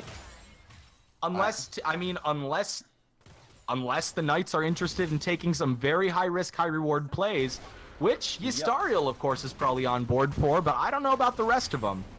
Yep, like I said, 2 bad team fights could change the pace back into Knights' favor, and they could go for the end, but it is the same way for them. A couple bad team fights towards the Team 18's favor could just take the Knights out of the game completely. Yep, as per usual, it is still anyone's game, even though, let's be honest, it's Team 18's game. You heard it here first. Heard it here first. That's the prediction. I think my prediction's got to be the same. It's just looking like it's Team 18's game.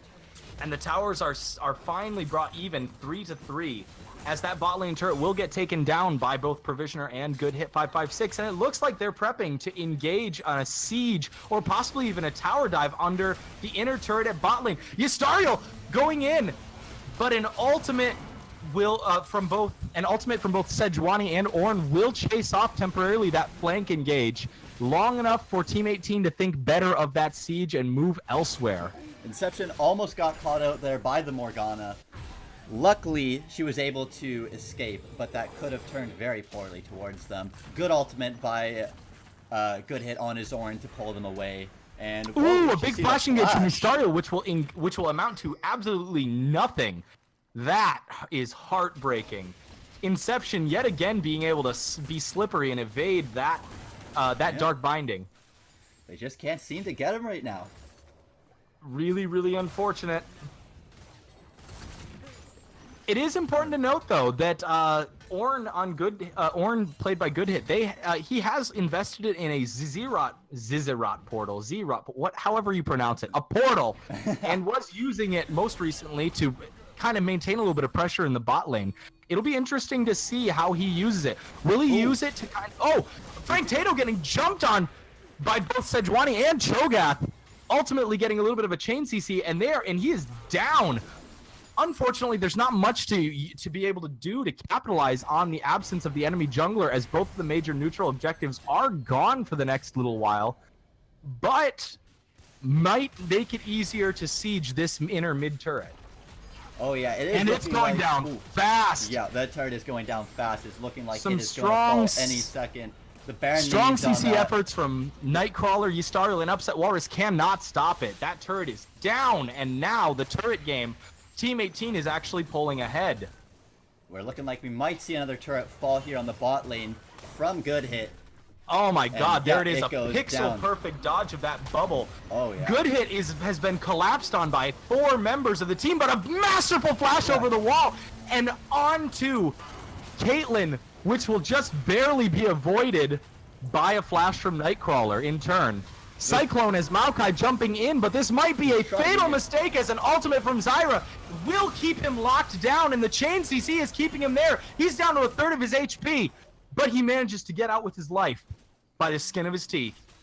Very, very close fight, but it does look like they are going over here to get that third mountain, which is going to be, like, pivotal for them. If they get this third mountain, it's looking over for Knights. Zyra is doing a perfect job zoning, and the dragon does go over. We're going to see. They're probably going to get a reset here, regroup, recuperate, and go for another push. Oh my god. By the time you have 3 Mountain Drakes, I mean, you're basically taking turrets, taking Baron, taking further dragons in around half the time it would take you otherwise. It is insane, the damage boost that you get. It is insane the boost you get from 3 of any single type of dragon. Oh yeah, and this is very, very, very good for Team 18, as it's just getting a lot stronger. I said I don't want to call the game yet, even though it is looking very heavily sided for Team 18, because one team fight can change anything. But, like, what are they to do? Honestly, at this point, I don't know that there is much they can do, because I feel comfortable saying now the window has closed. Even Scar Pirate on Cho'Gath, who is the only person who's doing kind of worse on the side of Team 18. I mean, beyond a certain point, you're looking at 2, almost 3 items. You're looking at 9, almost 10 stacks of the ultimate. Like, beyond a certain point, it doesn't matter how badly Cho'Gath did in the lane phase. He's still going to bring an insane amount of true damage. Yep. The 9 stacks on the Cho'Gath is definitely going to be terrifying for the 4 squishies. Like, by far. Morgana is building a little bit of HP, so hopefully she doesn't get caught out. But, again, the ultimate goes down on any of them, and it's gonna hurt. And you can also still use that ultimate to even get the, like, Baron favor. It's still way on their side. All right, and we are seeing a little bit of an engage here. Istariel going to throw out a cheeky dark binding onto Cho'Gath, but ultimately it won't matter. Both teams disengaging slightly in favor, I'd say, of Team 18 as they were able to clear some vision. And here we're seeing another Zeroth portal going down from Good Hit 556 as he looks to set up a siege onto this top lane. Unclear whether his team will be joining him or setting this up as a split. It looks like they are planning on joining him. The Zeroth portal is taken down, and it looks like the siege is going to go away without much gained. Yep. Looks like they're just trying to apply pressure onto the other lanes, onto the top lane. Baron is up again, so we are going to see the focus stay onto the top side to see what team. Seeing Baron being contested, but so far this is a 4v5, a 5v4, as Cyclone is all the way down at bot. He does, unlike before, have his TP up and available, though, so he can get into the action as soon as a ward gets dropped. It looks like Good Hit is going to be running interference, trying to stop anyone from contemplating a flash over the wall for a steal. Yustario coming in for a big flank, but ultimately getting locked down by Good Hit, throwing out a black shield, and ultimately everyone on the side of Team 18 getting really low. Yustario takes down Varus, but is in turn brought down from some crazy CC and damage from Starfire. Good Hit being a one-man CC army, being able to take down a second. It ultimately is a clean 2-for-2 team fight, except for the fact that Team 18 walked away with Baron. The Baron on unfortunate. Team 18 is going to be a little scary. Unfortunate that it's not on the Ornn, so it won't make his split push as strong as it can be. But we still do have a 4-1-7 Sejuani bringing the power of the Baron fully to hand. Oh yeah, and same with the Cho'Gath too. Cho'Gath is going to be able to apply a lot of pressure with that Baron. I think we're looking at Cho'Gath being on 10 stacks now. He did ult the Baron that last fight. That is how it went over to their side. So fantastic ultimate by him. Indeed, indeed. And we're just looking like Knights are just trying to get their footing in again, trying to figure out what they can do to turn this game back into their favor, because Team 18 is looking with about a 4k gold lead now, and they're just clearing out that vision and looking to see what they can do to try to make that end. Yep, Frank Tato is, of course, possibly going to be the one and only hope. He's sitting on 7-4, so definitely a lot of the damage is going to have to come from him if the Knights are going to have any sort of good comeback. Right now, it looks like he is more focused on clearing vision, which is a good goal, but maybe something that should be left to someone else. Oh, it looks like we are seeing a duel between Sejuani and Graves. Frank Tato looking to get a 1v1 kill here, but rapidly the other members of Team 18 trying to get in there and join, but Starfire caught out of position yet again, not able to be saved by a clever ulti from Good Hit. And it is now 5v4. This is an opportunity for the Knights to do something worthwhile. This is exactly it looks like they're going to try to do need. A big shove mid lane. Yep, that is exactly what the Knights need, taking out one of the bigger tanks and damage dealers on from Team 18, giving them an opportunity to siege down more towers to get closer and closer to Team 18's Nexus. But we also do have to respect that Team 18 has some good wave clear on from the Varus and the Zyra, even the Ornn. So it'll be a bit of a task to push in, especially with the Baron buff, but they're definitely going to try their best. And the wave from the Knights has reached the inner tower at mid, so a full-on team fight may break out at any moment. The only thing stopping it is Team 18 playing kind of safe. Frank Tato getting brought below half HP as he gets CC'd momentarily, but he is able to get away. Provisioner running in strongly as Sejuani throwing an ulti, heartbreaking ulti that misses everything. Graves is getting a little low there, so it looks like they are going to try to disengage and go for that Elder Dragon. Taking away the Elder Dragon from Team 18 will be very important. Frank Tato trying to run interference against that front line. Ultimately, maybe a bad idea. The ultimate is going to come down, but will be fully black shielded by Morgana. And it looks like with still over 2/3 of the Elder Dragon's HP down, they have to back off as the entire front line of Team 18 descends upon them. Yep, we do see Varus on the top lane, setting up a bit of a slow push there to alleviate their pressure back onto top lane. And Oh, he but is actually Zyra out, went but in for a Zyra, flank, but she is caught sorely out of position. A clever ultimate will keep her safe, maybe, but Nope. Graves is staying! Stuck with to her right. like super glue. Provisioner not quite able to keep him off, but maybe looking to even the score with a kill in return. But unfortunately will herself get caught and killed yet again. Another kill for Graves. He is now sitting on 9-4-3 scoreline. Very impressive. It's exactly what we're going to need to see if the Knights have any chance of staying in this game. They are looking to get this Elder Dragon, which ultimately won't do much for them, but will keep Team 18 from closing out the game handily. If 3 Mountain Drakes is a scary advantage, double that. That is crazy base-breaking potential that is now denied by a great team fight, some excellent macro, and a solid Elder Dragon take from the Knights. taking away that Elder is super, super important for the Knights. And honestly, fantastic. They've been playing just exactly how they need to be playing these last 5 minutes. They are winning the team fights they need to be winning. They survived the Baron pressure, took away 2 of the most important people they needed to have on the Baron, and they are working around that and making this game go back into their favor. It is now, Team 18 had almost a 3k gold lead, and it is now almost dead even back into gold. Team 18 still up about 800, but that's a lot smaller than it was before. Yep. Now it is Team 18 that find themselves on the back foot. They had so much priority, they had so much tempo, and it's now lost. Ultimately, the window has been forced back open. It will probably close again if they don't hurry. But the Knights Who Say Ye just managed to take back the gold lead by about 300 gold, and it is rising. So, oh, now we're seeing it about dead even. The game is back. Uh-oh. We are seeing Upset Walrus about to be caught out of position despite the superior vision on the top half of the jungle. But it looks like she will back off in time. It looks like Team 18 is looking to secure and advance the Baron, which will be up in 55 seconds. Very, very important, and Maokai is the only member of the Knights who isn't there and ready.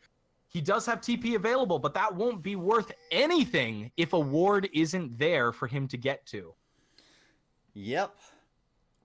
I would just like the tankiness onto Team 18 is looking very, very threatening, but it is still... Oh, wow, only 3 good. people present. Graves is scrambling to join the fight. Ultimately, a very, very good Dark Binding from Morgana will keep Provisioner from getting further in Zyra toward them. doing a lot of damage. Zyra getting in there. Frank Tato having to dash forward and flash out. Oh, that is heartbreaking, as flash is such a crucial component of most successful smite steals. Having to go up against a smite active from Provisioner and an ulti up from Scar Pirate with no flash is going to make it really hard for any potential smite steal from Frank Tato.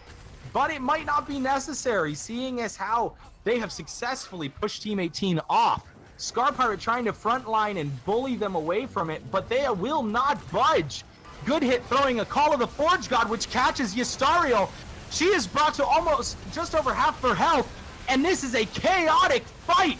Ultimates getting thrown left and right. Cyclone finding himself sorely out of position, and yet somehow Team 18 find themselves going down 1 by 1. This is so far a 4-for-nothing team fight.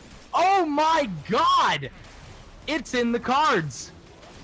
The Knights are going to take Baron. The Knights are going to take Baron, and Cho'Gath is forced to back with minimal HP, so all of them being down for almost about 30 seconds, we are going to see a massive siege towards the Nexus. And this could be exactly what the Knights Who Say Ye need to finish off this game.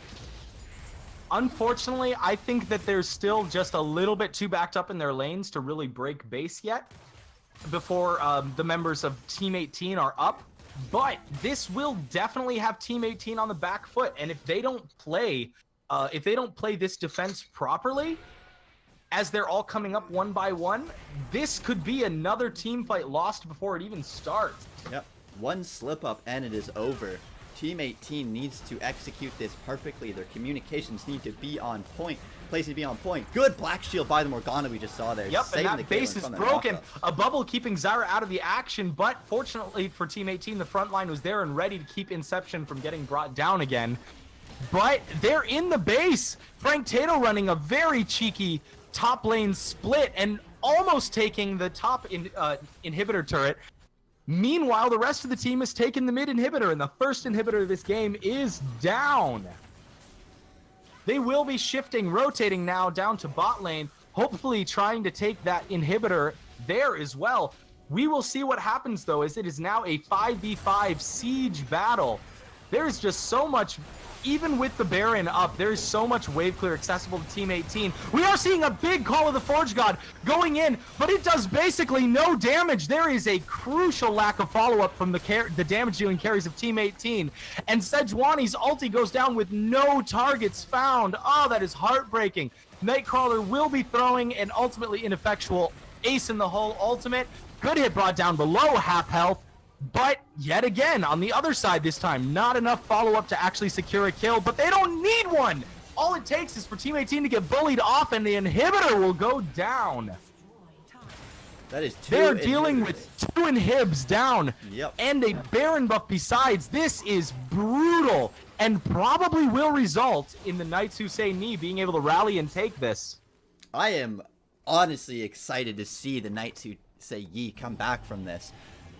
They defied both of our predictions, all of the odds that we said that they needed to do to win. They said we needed to take the early game, but they're showing us, no, we don't need to take the early game. We still have the late game. They are proving us wrong in every way possible, and this is an absolutely fantastic way to do it. Man, this is a good game. Yep, they are taking advantage of every mistake being made by the side of Team 18. Unfortunately, I really do have to say that this is a case. Oh, and we are seeing another team fight. Call of the Forge God going down again. The entire front line getting knocked out of the action. Provisioner is on it, but Cyclone is going on to the back line of the other team himself. And unfortunately, Nightcrawler is going to take out Provisioner. Ornn is taken down, and now all that's left of the front line is Scar Pirate, who will also get brought down by incredible sustained damage from Nightcrawler on Caitlyn. And now there is very little standing in the way of a third inhibitor getting taken down, and surely this will be the game secured in favor of the Knight. Yep, there it goes. Varus getting caught out by the Morgue Binding. And it's That's just three inhibitors down. Yep. All that's up is Zyra, who will surely struggle to defend against a full court press into Nexus. The turret will go down. The other turret is going down at half health, quarter health, and down in an incredible burst of damage, and the Nexus is gone! We will be going into Game 3. This is a fantastic series. I am very, very excited to see what comes from Game 3. I'll tell you what, I could not have asked for a better series to start off Dominate Split Season 4. Oh yeah. This is definitely the perfect start to what is now looking to be a wonderful season. This summer split is going to be chock full of action. We have a lot of fantastic teams in here. And Team 18 and Knights Who Say Ye are going to be two of those teams that we are going to see up there. Hey, I'm back again. What's up, guys? How's it going, going? Han?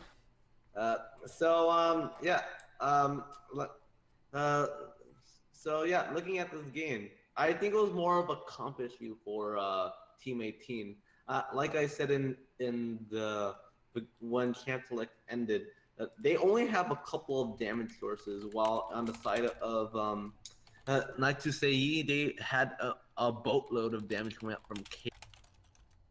And looking at the damage charts, Morgana 50k, Caitlyn 40k, Gray is 40k. The highest on Team 18's would be Desire at 40k, and no one else on the team coming close.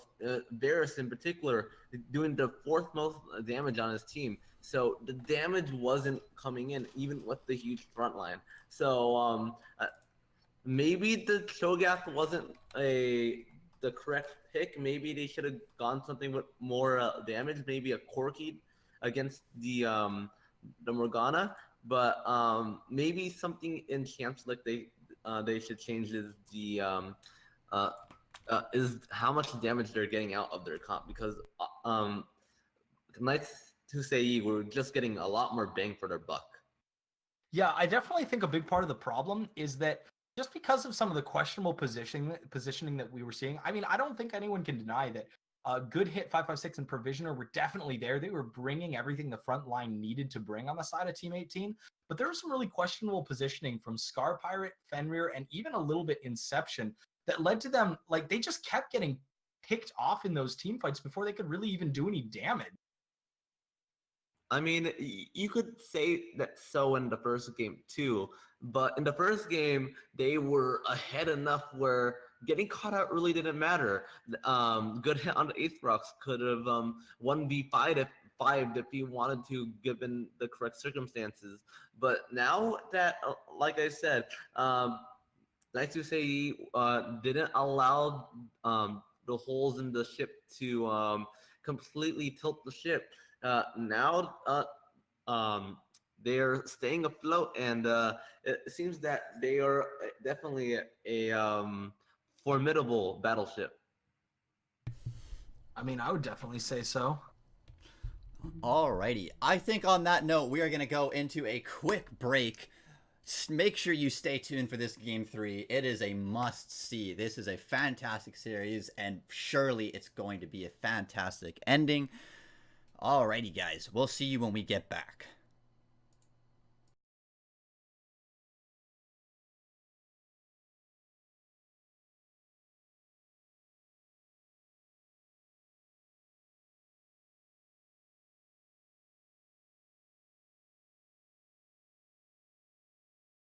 Up the pace, turning up the heat, where I need to be for the first time. Taking risks, I'm casting off without a lifeline. Break away, forget your sober case. Stop dwelling on empty words, stop stalling in the doorway. Cancel the cruise control, switch it in the manual. Don't you wanna feel right again? Don't you wanna feel whole? Don't you wanna feel? Don't you wanna? Don't you wanna?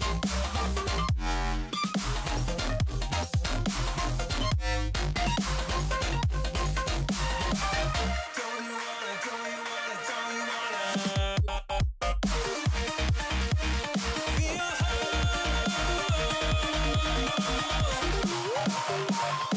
Feel break away, forget your sober case. Stop dwelling on empty words. Stop stalling in the doorway.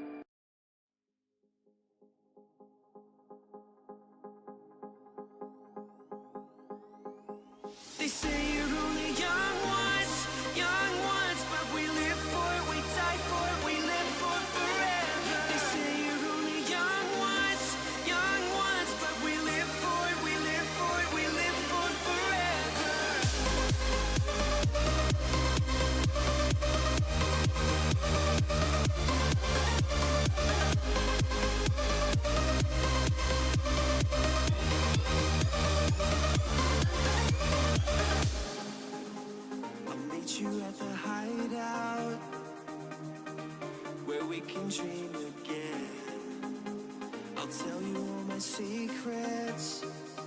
We're encouraged like a second skin. The kids are all dying. We're dying to believe again. Run through the open streets.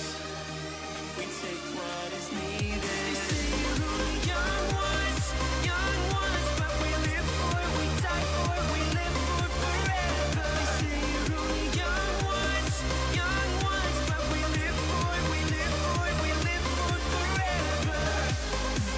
We can dream all night till the sun rises. They say you're only young ones, but we live for it, we die for it, we live for forever.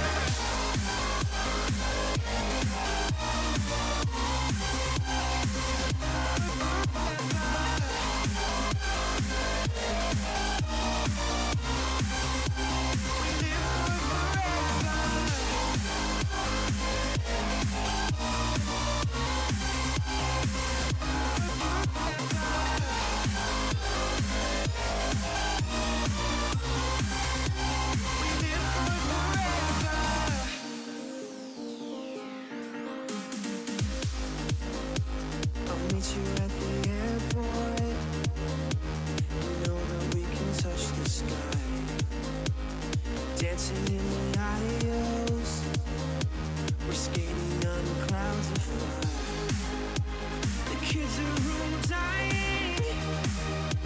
We're dying to believe again. Run through the open streets. We take what is needed. Open up the skies, see the heavens clearer. I could change your mind. We know where we came from. Set our hearts on fire. The dreamers are all here. We could change your mind. They say you're only young ones, but we live for it, we die for it, we live for forever. They say you're only young ones, but we live for it, we live for it, we live for forever.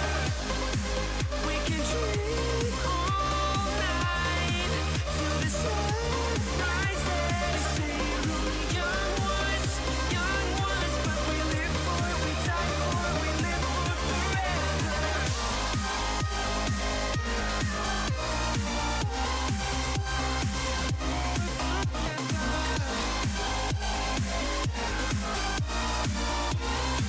We live for forever. We live for forever.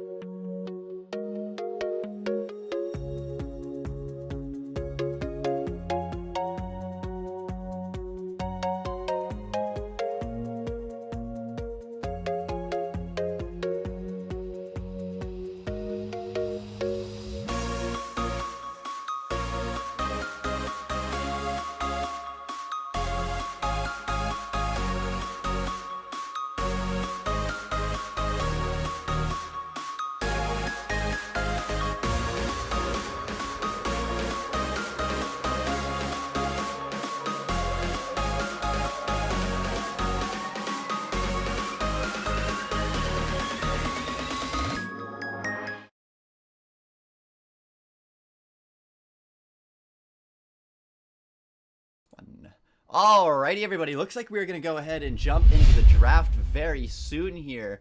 I'm interested to see, again, immediately starting off with that Mordekaiser ban, but I'm interested to see what bans get respected here, what picks they focus, and I also want to hear from my analysts of what they think is going to happen from this game. So take it over, you guys. So personally, I don't think Team 18 needs to do anything different. I just think they need to return to the playbook that they had in Game 1 with a lot more carries, a lot more damage, because they have the ability to win the early game. It was just that unfortunately the mid lane just got beaten heavily by the Morgana. Just No change surprise a bit you're of that. seeing no surprise you're seeing the Graves and Aatrox there. So like a slight change. I mean, to the banning strategy at the very least. I do agree that they need to keep things similar though in terms of their actual game plan for themselves. Let's see. With that Graves, I would suspect that they would leave up the Darius. No, ban the Darius, and that would mean they'd be leaving up the Lulu. But I wouldn't think it would really matter. We do actually see, by the looks of it, the Darius ban going through. Well, they're hovering it. They haven't hovering it, quite at least, finalized it yet. Are we going to see it? We Yeah. do Yep, see it. there it is. There it is. Yeah, you can't have that Cyclone have that. Morgana getting picked right off the bat.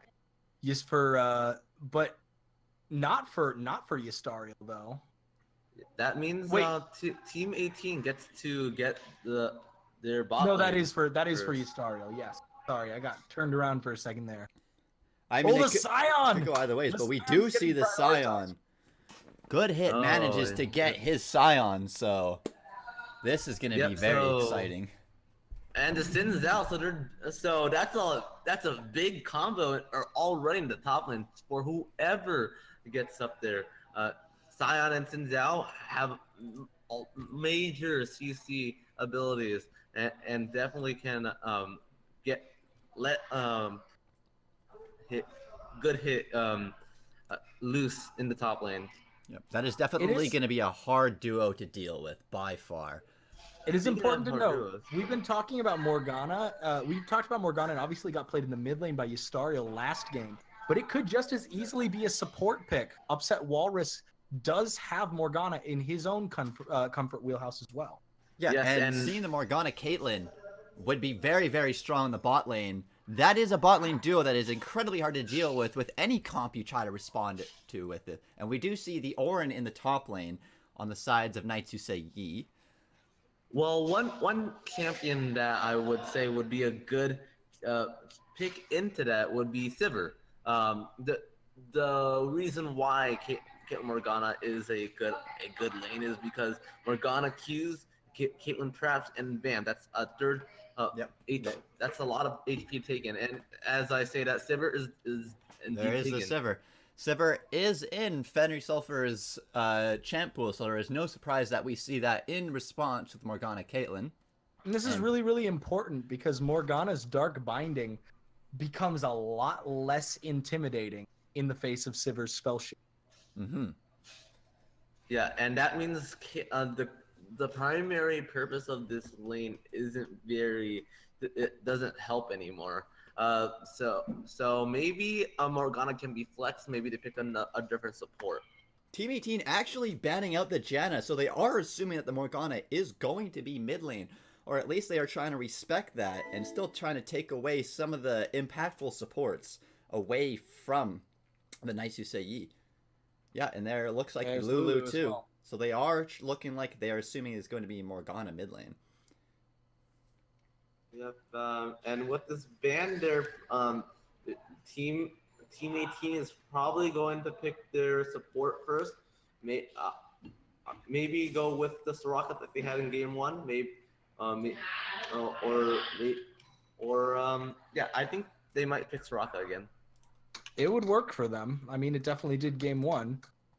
I mean, Soraka Sivir was exactly the lane that they played in Game 1 that was so dominant.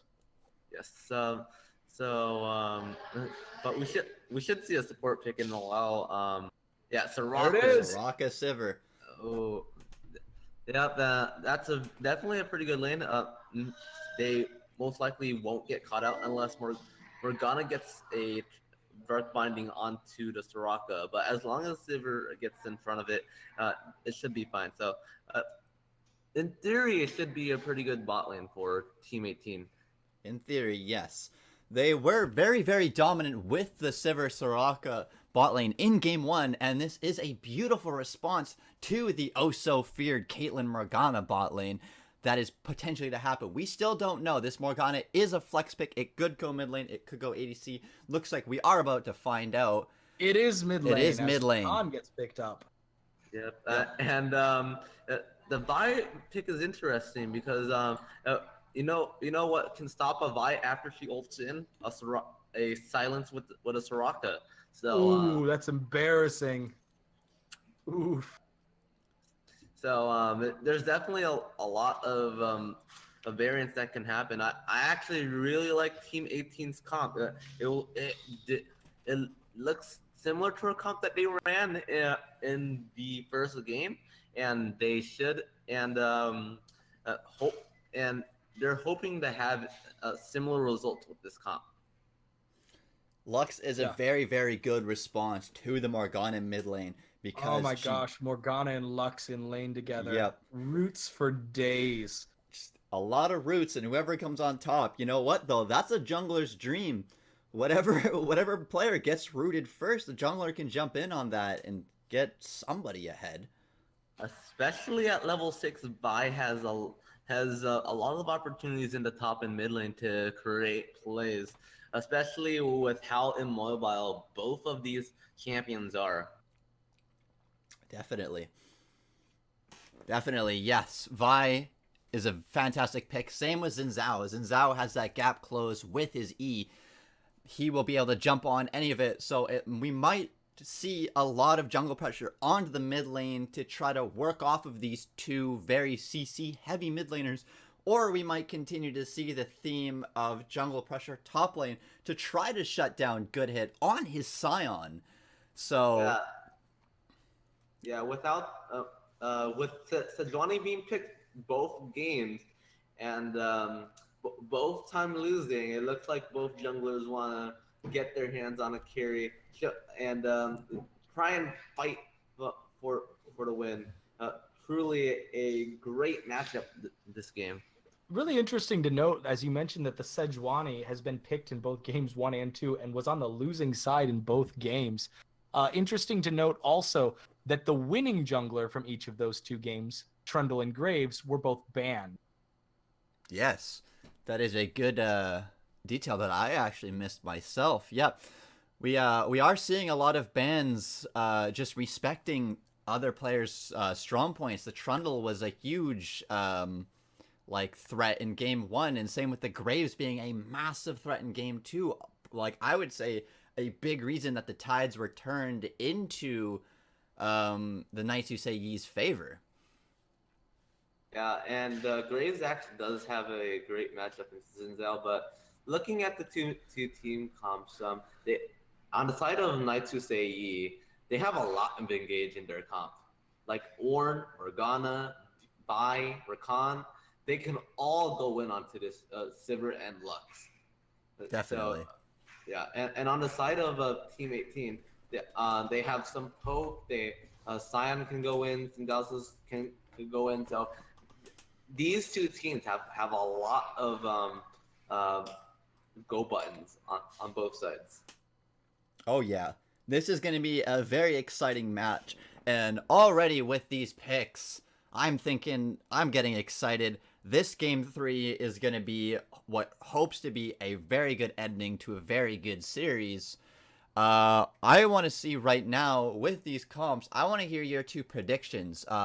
From what you see from the picks, what team do you think is just going to get ahead from that standard? Well, honestly, go ahead. Okay. So, judging from what I've seen in the early game, the only time that Knights Who Say Yi have gotten an advantage is when Scar Pirate went 0-3 on the Cho'Gath. now he's on a bit of a safer pick with the Lux. So with the barrier, if he were to stay safe in lane, not feed as much, the rest of his team can carry. Good hit in the top lane. Did very well against Cyclone in both games, getting a lead. Sivir and Soraka both, and in the bot lane, both did well in their respective lanes as well. So as long as Scar Pirate can try to stay safe and get carried by the rest of his team, I think that Team 18 will definitely get carried. Will definitely win this game and the series. I am loving the spicy analysis. This is easy win for Team 18 if Scar Pirate doesn't feed so much. I mean, we also want to point out that many times Yestriel on the Morgana did get caught out last game, and if that continues to happen, that could be bad news for the Knights who say Yi. It's honestly just going to be the battle of the mid laners of who does better. Yeah. I really do think that Team 18 wins this one regardless. I think that because in conjunction with what Han said, Lux is a much safer pick, a lot more natural, like just self peel and self shield.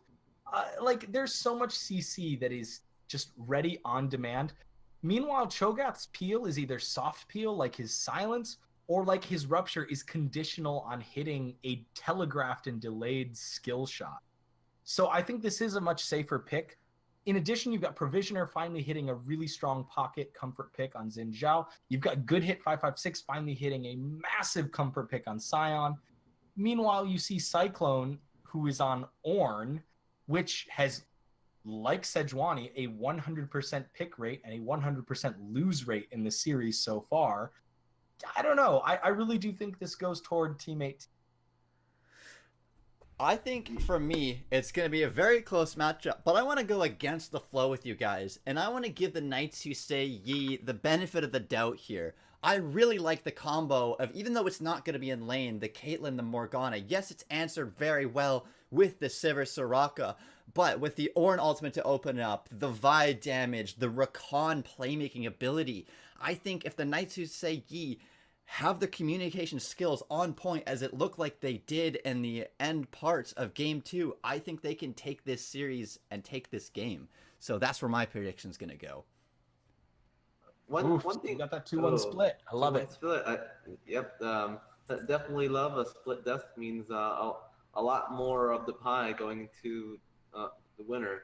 Anyway, but one thing I'd like to add before we get into game is that although Weiss Starl did get caught out a lot in the second game and the first game, he definitely did a lot in that second game to get his team ahead because of the mid pressure that he had, being able to roam down to the bot lane for dragons, for team fights, to allow for his team to have advantages in terms of manpower.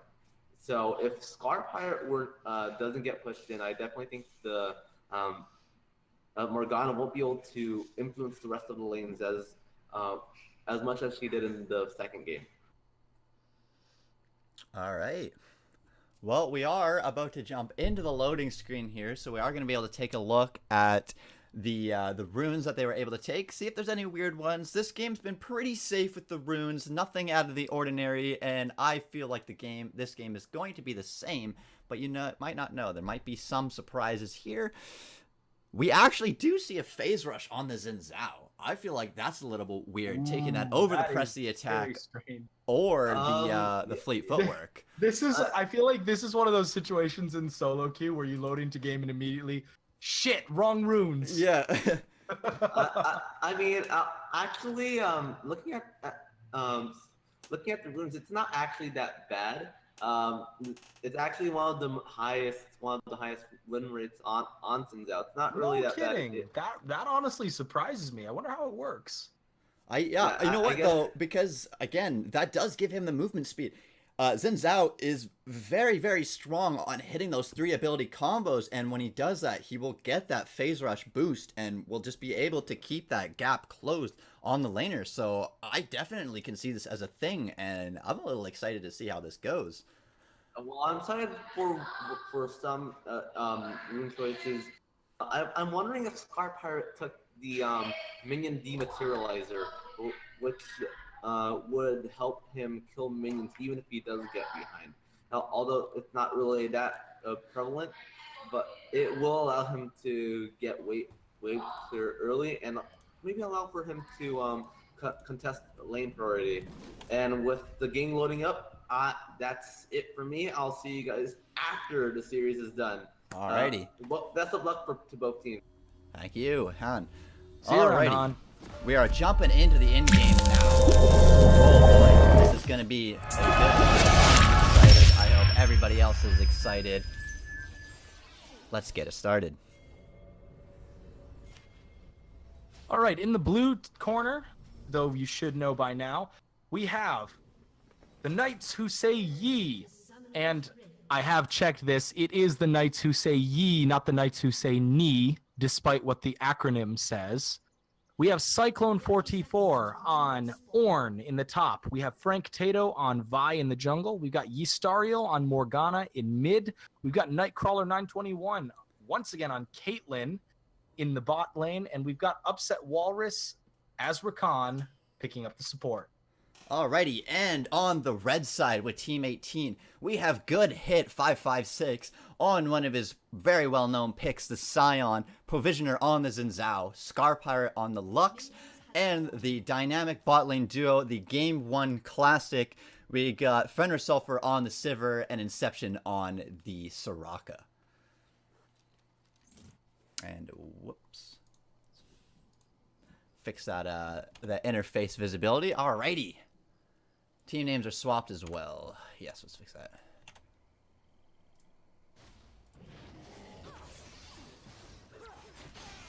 Alright, we are seeing a start on the red buff.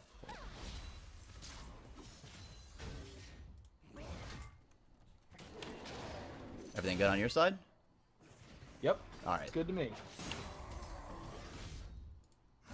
Yep. No invades so far. Maybe both teams learned their lesson. Neither is all that interested in starting. Oh, wow. Alright, Early engage, though. Now that the stream's all fixed, we are good to go on my side.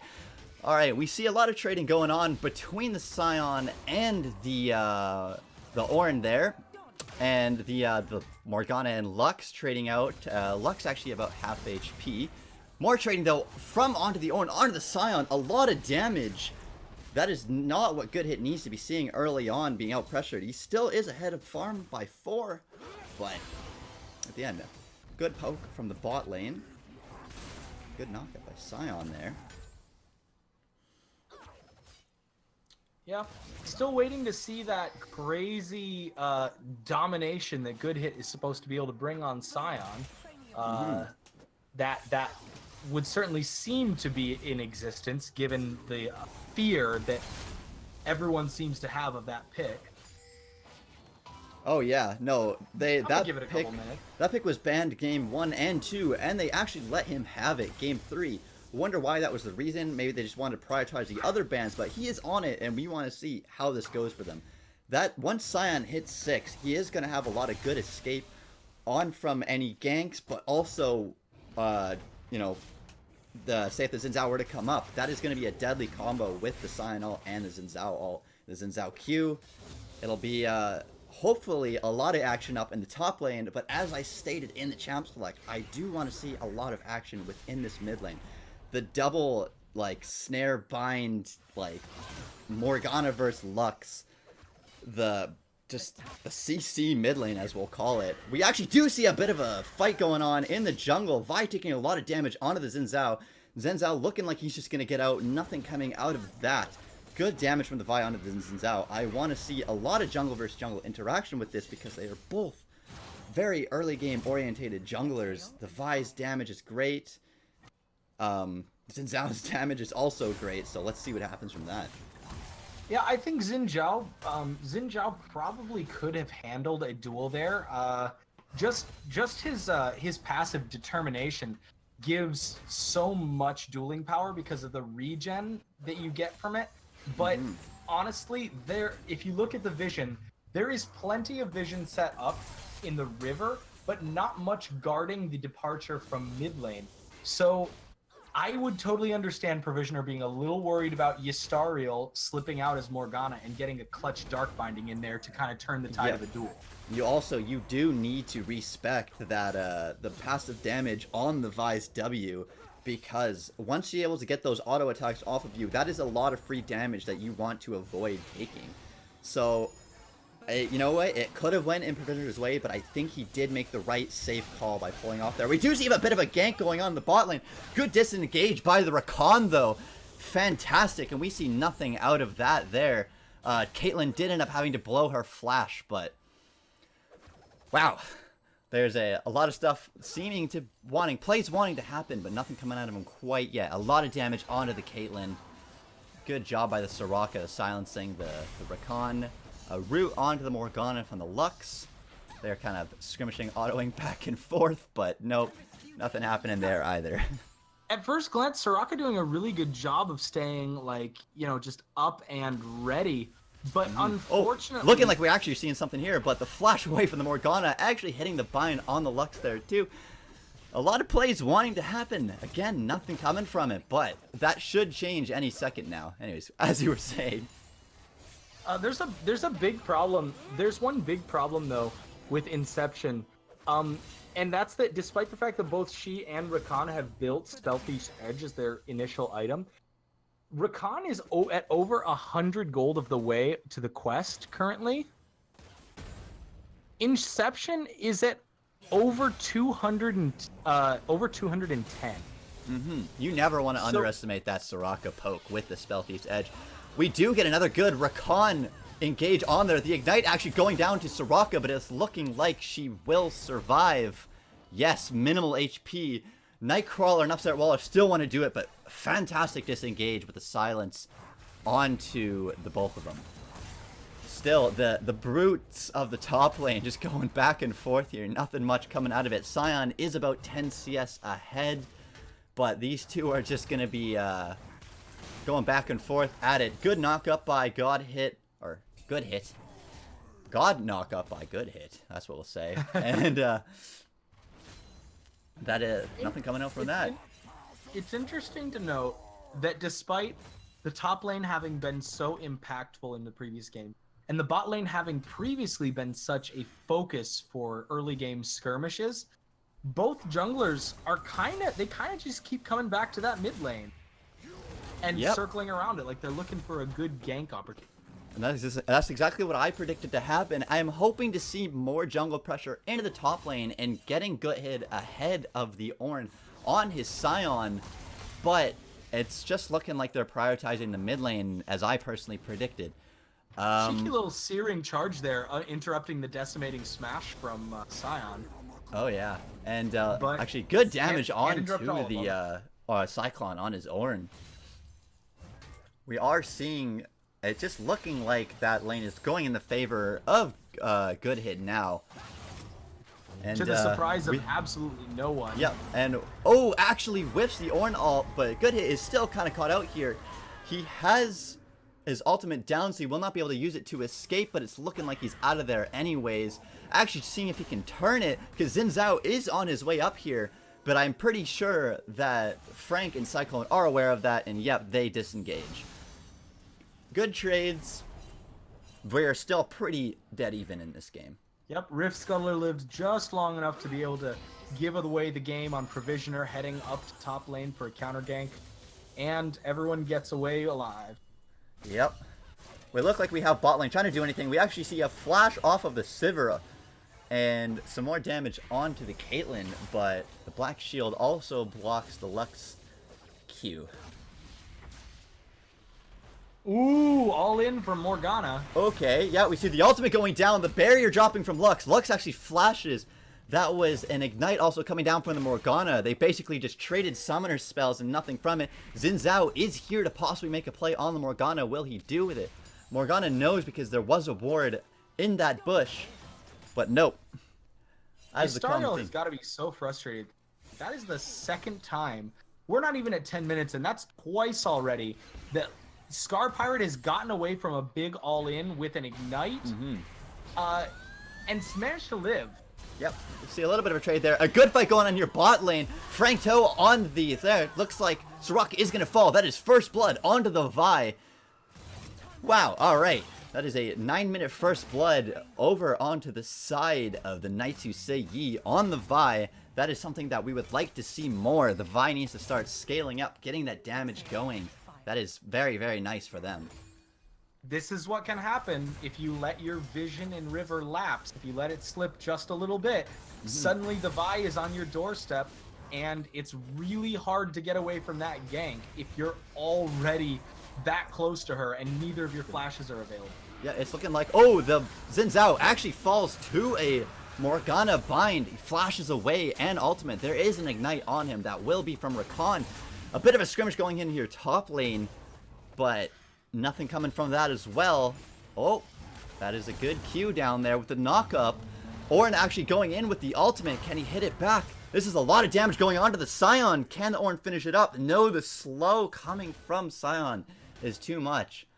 Interesting here to note, Good Hit knows exactly how long he can be aggressive and stay while the Ornn cooldowns are still coming up.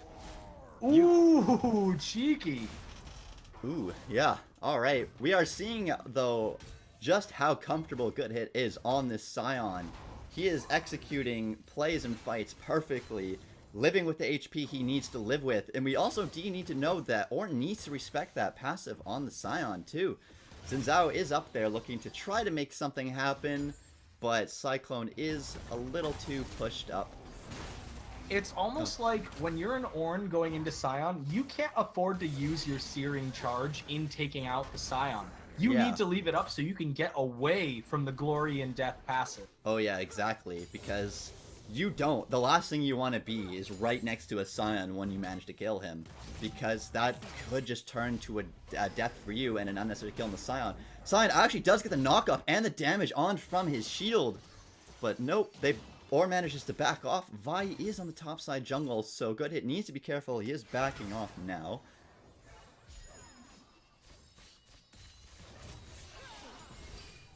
Alright. Well, we have... The game is still fairly even. We are seeing the Knights say a bit of another trade here going on. Oh, we actually do see an ultimate go down from the Vi onto the Scion, but Scion manages to ult out of there. Here's a question that I've always had. Given if Vi who is unstoppable in her ult, ults a Scion, sorry, I didn't interrupt you here, but Yisrael actually does get the kill onto Scar Pirate, and Xin Zhao is still here trying to fight. Ignite going onto the Xin Zhao, so that will stop his passive healing. Will he get the kill? Fantastic ultimate by the Soraka makes it so the Xin Zhao survives, getting a kill, trading that 1-for-1. Both the mid laners going down. Kill onto the Morgana, kill onto the Xin Zhao. Whew. Yeah, excellent, excellent fighting there. Maybe Scar Pirate was a little bit too cheeky, a little bit too complacent in baiting the Morgana into that gank, as Scar Pirate did go down, but Provisioner was at least quick enough to be able to take it and make it a 1-for-1. I do like that Banner of Command onto the Ornn just to make the Scion's top lane experience just a little more of an inconvenience. But very, very good pick. That is going to allow the Ornn to put up a lot of pressure onto the top lane in the mid and late game, as long with the early game too. But yeah, we are seeing right now still pretty even in gold. We got the Knights about 500, 600 ahead. Yeah. Oh, we actually do see a good alt combo with Rakan. The Vi wants to make a play there. Xin Zhao is here. The T18 looking to turn this around, but a lot of disengage going on here. Oh, Rakan is slowed. He's going to fall here by the looks of it. No! Vi with the hero play, but is Vi going to fall? Vi falls to the Sivir from that hero play. Trying to get the disengage off to save the Rakan and ends up sacrificing his life instead. Rakan is sitting here low. Team 18 does have the opportunity to make a play here. Soraka with that good silence. Xin Zhao is still here. Good, actually, binding by the Morgana there with another all-in on the ultimate, but Lux flashes out once again, and another all-in combo from the Morgana, and nothing coming out with it. There's two things I want to highlight from that skirmish at bot lane there. First of all, props to Fenrir. Incredibly cool-headed there, saving the flash, despite the fact that they got taken really, really low. They kept their flash up and they got out anyway. The second thing that I want to highlight is that Frank Tato on Vi there died because they didn't respect determination, Xin Zhao's passive. That little bit of heal from every third attack that Provisioner can dish out was what gave that tiny little sliver of life that kept the Xin Zhao alive and in the fight. Yes, exactly. And that was a very, very well played by Team 18. They knew exactly what they needed to do, and they did it perfectly. Cyclone actually taking a lot of free damage here, just trying to push up into the Scion, just trying to clear that wave, get him away from the tower with that Banner of Command as well. Seeing a lot of resets going on in the lanes though. Morgana's up there trying to make a play onto the Lux, but nothing coming from that. And yeah. Oof. I mean, even in spite of the Banner of Command, Good Hit seems to be having a handy time here, just winning this lane, keeping Cyclone oppressed. Yes, I do want to point out though that the Morgana is about 30 CS ahead of the Lux, and the Caitlyn about being 20 CS ahead of the Sivir, but the Scion being 43 CS ahead of the Ornn, so that gold lead on the Scion is very, very nice.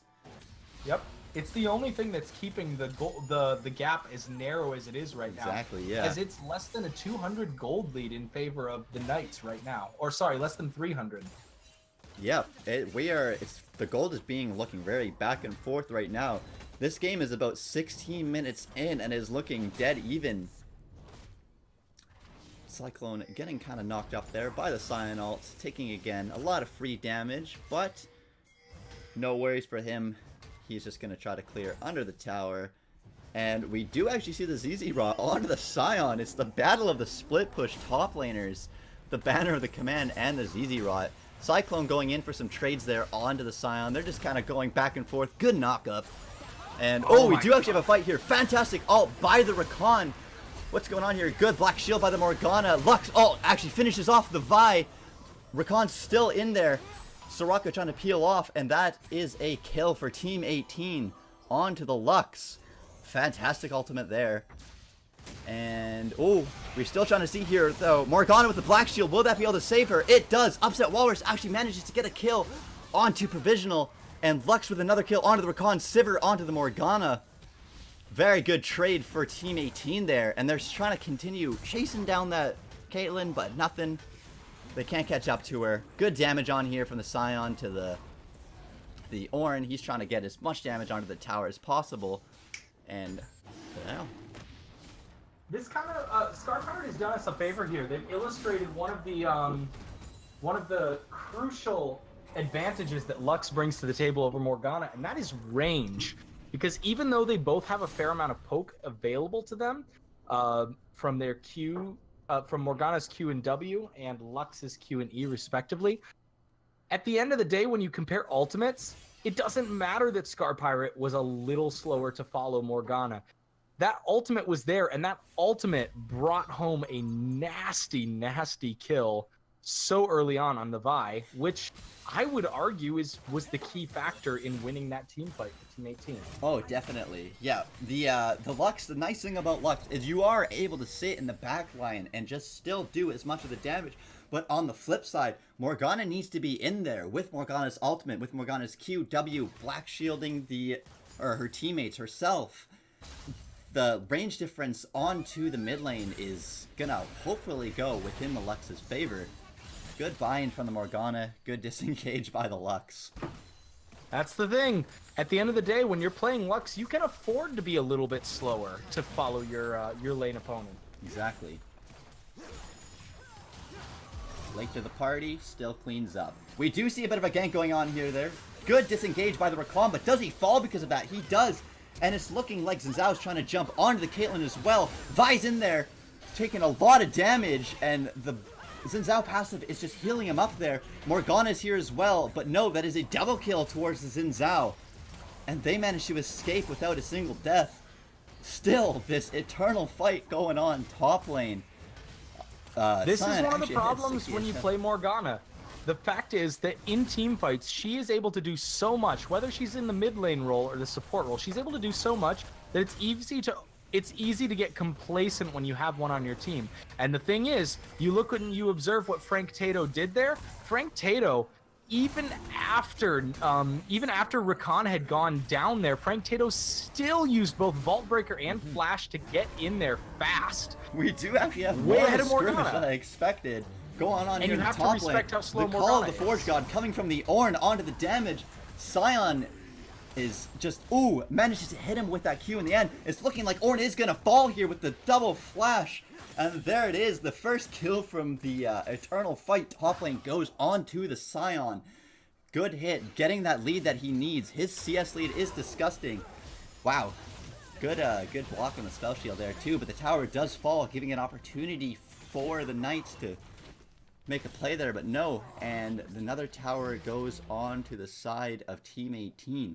We are now looking at a 3k gold lead for Team 18 as they're starting to get strong. They have a tower lead, gold lead. They are down a dragon, but there is a mountain up here now that they can start to try and look to get some pressure on. But looking like Vi is going to get here some pressure on the Sion, but uses the plant to escape.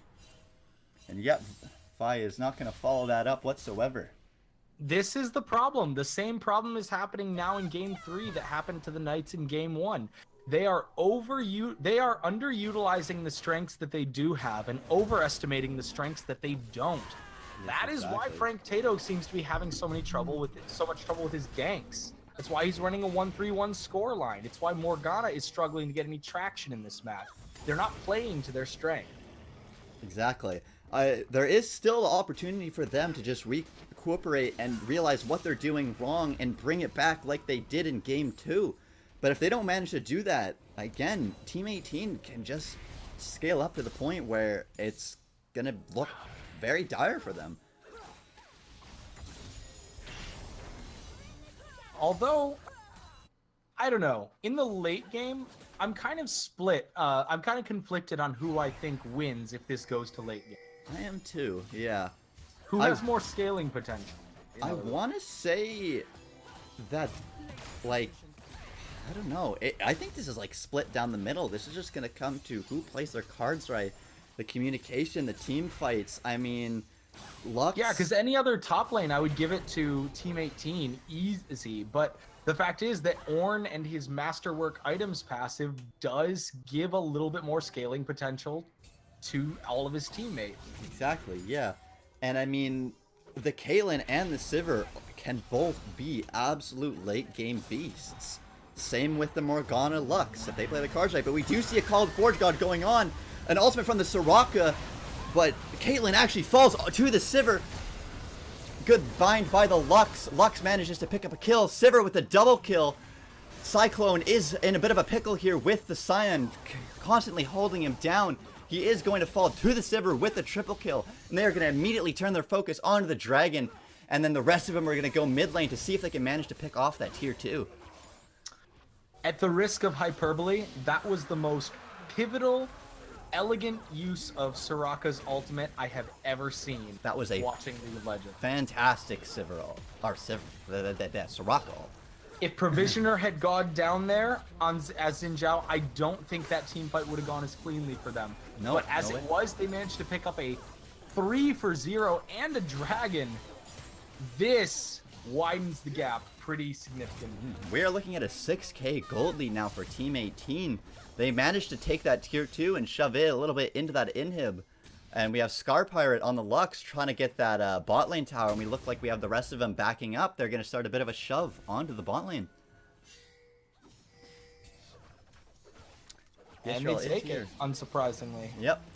Can they manage to get the tier 2? Yisrael is here to defend, but no one else is. The rest of the Knights are around topside, looking like they were trying to set up vision for the Baron, or I'm not quite too sure what they were doing up there. But yeah, Look at that burst damage Wow. just from Scar Pirate's Lux ult alone, just from Final Spark. You always have to respect that Lux damage because you can never underestimate it. It is huge. Vi actually trying to turn around the fight. Nope, just kind of flexed the gloves a bit. Just said, hey, you try to fight me. No, I'm going to fight back. And Provisioner respected that. Alright, and that just the Soraka poke too is a lot of just so nice. We have about 11 KP on to the Soraka. That is fantastic.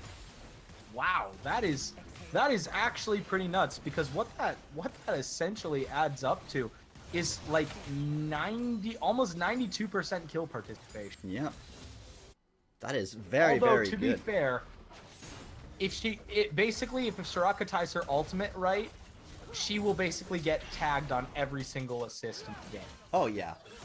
And, I mean, Soraka's ultimate, as we saw, was such an important factor to the last team fight anyways, keeping Provisioner alive and they were able to turn the team fight back into their favor and grab that mountain and a bunch of towers. They are now 3 towers ahead of the Knights Who Say Ye.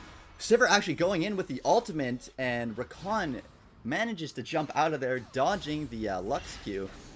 But they're pushing onto this tier 2 tower now. What will be the response from the Knights Who Say Ye?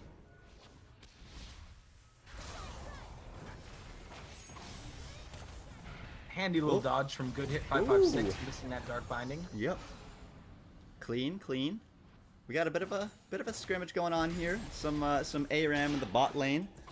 But I'll tell you what though, both teams have a way better comp than I ever get in ARAM. oh yeah, definitely. No, this were our ARAMs. What we would have. Just We'd have, a bunch of okay, let's see. One team would be Evelyn, Rek'Sai, Kindred. Rengar, Corki, and Sona, just so the other team can say, but you had Sona, you had a better comp. Yeah. And the other one would be like Mordekaiser, Jinx. Oh, we actually do see a bit of a good engage. Fantastic. Oh, by the Lux. Rakan tries to get in there with his ult to be the hero, but unfortunately falls to the Xin Zhao. They are now diving underneath. Good Soraka ult to try to keep the Xin Zhao alive for longer, but does not. Nightcrawler is in a bit of a risky spot. Falls down to the Scion, and the Scion manages to pick up a double kill as well, and they're just going to get this tower now for free. Quite possibly have the chance to push into that inhibitor turret. Yep. Luxy Hey, good hit got there. Yep. Good hit got there. And normally, I know that the gut reaction, whenever you see a Scion using an ultimate, using his Unstoppable Onslaught ultimate to not in combat, like either like to get away from somewhere or get to somewhere, it's instinctual to say, oh, that was kind of a cowardly garbage ultimate. This is exactly what it needs to be. It can kind of almost be a surrogate teleport where you use it for transportation around the map. Definitely, yeah. And he played And he that got there, fight. he got to that fight, and it was crucial that he was there. Yeah, he definitely turned it. It could have looked a little scary for Team 18 from Provisioner falling, but no. Good Hit was able to get there and just turn the tides again into their favor and just giving them this like lead bigger and bigger. They're now almost 10k gold ahead. Towers are 6-2. 27 minutes in, and yeah. I'm not quite sure what the Knights Who Say Ye are able to do to bring back this game. Well, if I looked honestly and I tried to figure what they need to do, I would say ideally they need a Baron, because just because of their comp, I think they're gonna have a little bit of trouble taking these turrets. Just think about based on the build, based on what's typical, based on the champions available to each team. The only real person who has strong turret taking potential, I mean, and I'm talking on the scale of the legendary split pushers like Yorick, like Yi, is Vi. And Vi is 1 in 5. Oh, we actually see the Lux getting caught out there and falling. Vi is in there with the ultimate, but it's also going to go down. Sivir with the ultimate is getting them in there. A lot of damage gone. The Call of the Forge God is... He misses it. He missed the Call of the Forge God. That could Really have... unfortunate. that could have done something, but no, now it's just looking like the Baron's going to go over to Team 18. Rakan trying to do something, Caitlyn trying to do something, but they're zoning him out so well. Ornus has to force the back to base to clear the waves pushing onto their Nexus. And yeah, that Baron is going to go onto Team 18 for free. Well, now I don't know how they... Yeah, now it's a pickle. If I'm being frank for a moment, I'm noticing that Cyclone has a real problem with his skill shot, and that more than anything else is the single determiner in why he struggles so much against a competent opponent like Good Hit 556. He is struggling to hit his skill shots in team fights. He is struggling to hit his skill shots in lane, and it is kind of cutting off the potential value his champions can bring to the game at the knees. Yep, and looking like we're going to have a little bit of a last-ditch effort coming from the Knights here. Rakan in there with the ultimate. Good ult by Xin Zhao, though, to keep him away. He falls. Kill onto the Sivir Xin Zhao. Ornn flashes out to see what they go. But Good Hit is in there. Just managing to tank the Caitlyn and the Morgana. Is Cyclone going to be able to do anything? No, Caitlyn falls to the Sivir. Ornn falls to the Sivir. Insane ricochet kill onto Caitlyn? That was a good ricochet kill. Nuts. And it's looking like he's going to fall as soon as he gets out of the hourglass. And I would have to say right here that this is going to be GG. The Team 18 is going to take the series 2-1. Fantastic series. Fantastic games by the both of them. Yep, we are going to see the Nexus fall here. And that will be game. The first match of Dominate in Split 4 is done. Going in favor of, appropriately enough, the Split Season 3 champions. Yep. Team 18, or rather champion. Since, you know, Good Hit 556 is kind of on his own. Boy, Sleepless and Skyfoon are probably thinking, man, we shouldn't have ditched that guy. We should have stayed with Team 18. Oh, yeah. No, that was absolutely just a dominant last game coming from Team 18. They said, hey, no, this series is ours and there's nothing you can do to stop us. And they proved that they are a good team. Good Hit proved that he is still that dominate top laner that we saw from last split. And that was... Although it is good to know, it is interesting to note, looking at the damage charts here, that Ystariel did still have not by far, but by a considerable amount, by like 2,000, the most damage in the game. Yeah, looking at that. We opened this game talking about the solo queue all chat, and let's close it talking about the solo queue all chat. This would be the situation where Ystariel in solo queue would say, this team. Yeah, no, Ystariel definitely tried his best to turn the third game as he helped turning game 2. Unfortunately, a bit of a misplace coming from the other teammates. A couple of Ornn ults missed.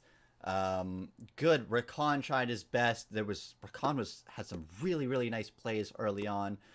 But it still goes into the favor of Team 18. They managed to take Game 3 and take the series. And on that, I just want to ask our analyst and author any of final notes. What do you think? What do you think of this series? What was amazing about it? What was poor about it? Just some closing stuff. I would like to get my 2 cents on this game. So basically, yeah, Ystariel definitely did a lot to try and to win that game. But like I said before the game started, Scar Power just needs to not lose enough to allow the Morgana to roam to bot lane and the top lane. And because if she does that, it gives Knights who say Yi the chance to create a man advantage. But since Scar Power didn't lose that badly, Ystariel couldn't roam that much, and in fact, Scar Power actually was getting kills after falling up after the Morgana. So it was definitely a lot better from him. And on the flip side, Frank Tato didn't really do much on the buy. He and maybe it's because of how volatile the camp is, with the purpose of it is to go straight into the back line, try and ult someone and kill them. And since he was going the more damage build with the warrior and Triforce, that meant that he couldn't, if he didn't do his job, he was going to die right away. And because of that, he was left with a choice: do I ult in and kill someone and then die, lose damage, or do I just do nothing for the rest of the game? So maybe he changes his build path to more tanky build so he doesn't die as quickly. But I would have to point out him as a reason that the game wasn't as close as it was. Yes, Well, I agree. I think ultimately I was appropriately impressed by Good Hit 556's play. I thought very, very strong. Team 8 definitely doing justice by the Team 18 name, but expected that 2-0, and it was a 2-1. The 80% new squad kind of started hurting him a little bit by the end. And I have no reason to expect that this won't be improved by more time and experience playing together. But I just want to say, next week, Team 18 plays Thick Thighs Academy, which is made up of 3 of the previous members of DLC, a strong playoffs team from last split's Dominate League. And they're coming for that booty. And unless some of the consistency problems changes for Team 18, they're going to get it too. Oh, yeah. I think these are both teams to look out for, and a very, very exciting start to the Dominate season. And I just want to remind everyone to also tune in to tomorrow, where it's going to be the start of the Champions season. Those are going to be some good games. I'm very excited for that. But I think on that note, we are going to end the stream, and I want to thank everybody for tuning in. I want to thank Author for being a fantastic duo casting partner. Han thanks, for man. You can't see being it. I'm taking a bow. Han being a very, very good and insightful analyst. And yeah, on that note, we are going to end stream. I hope everybody has a fantastic night, and goodbye.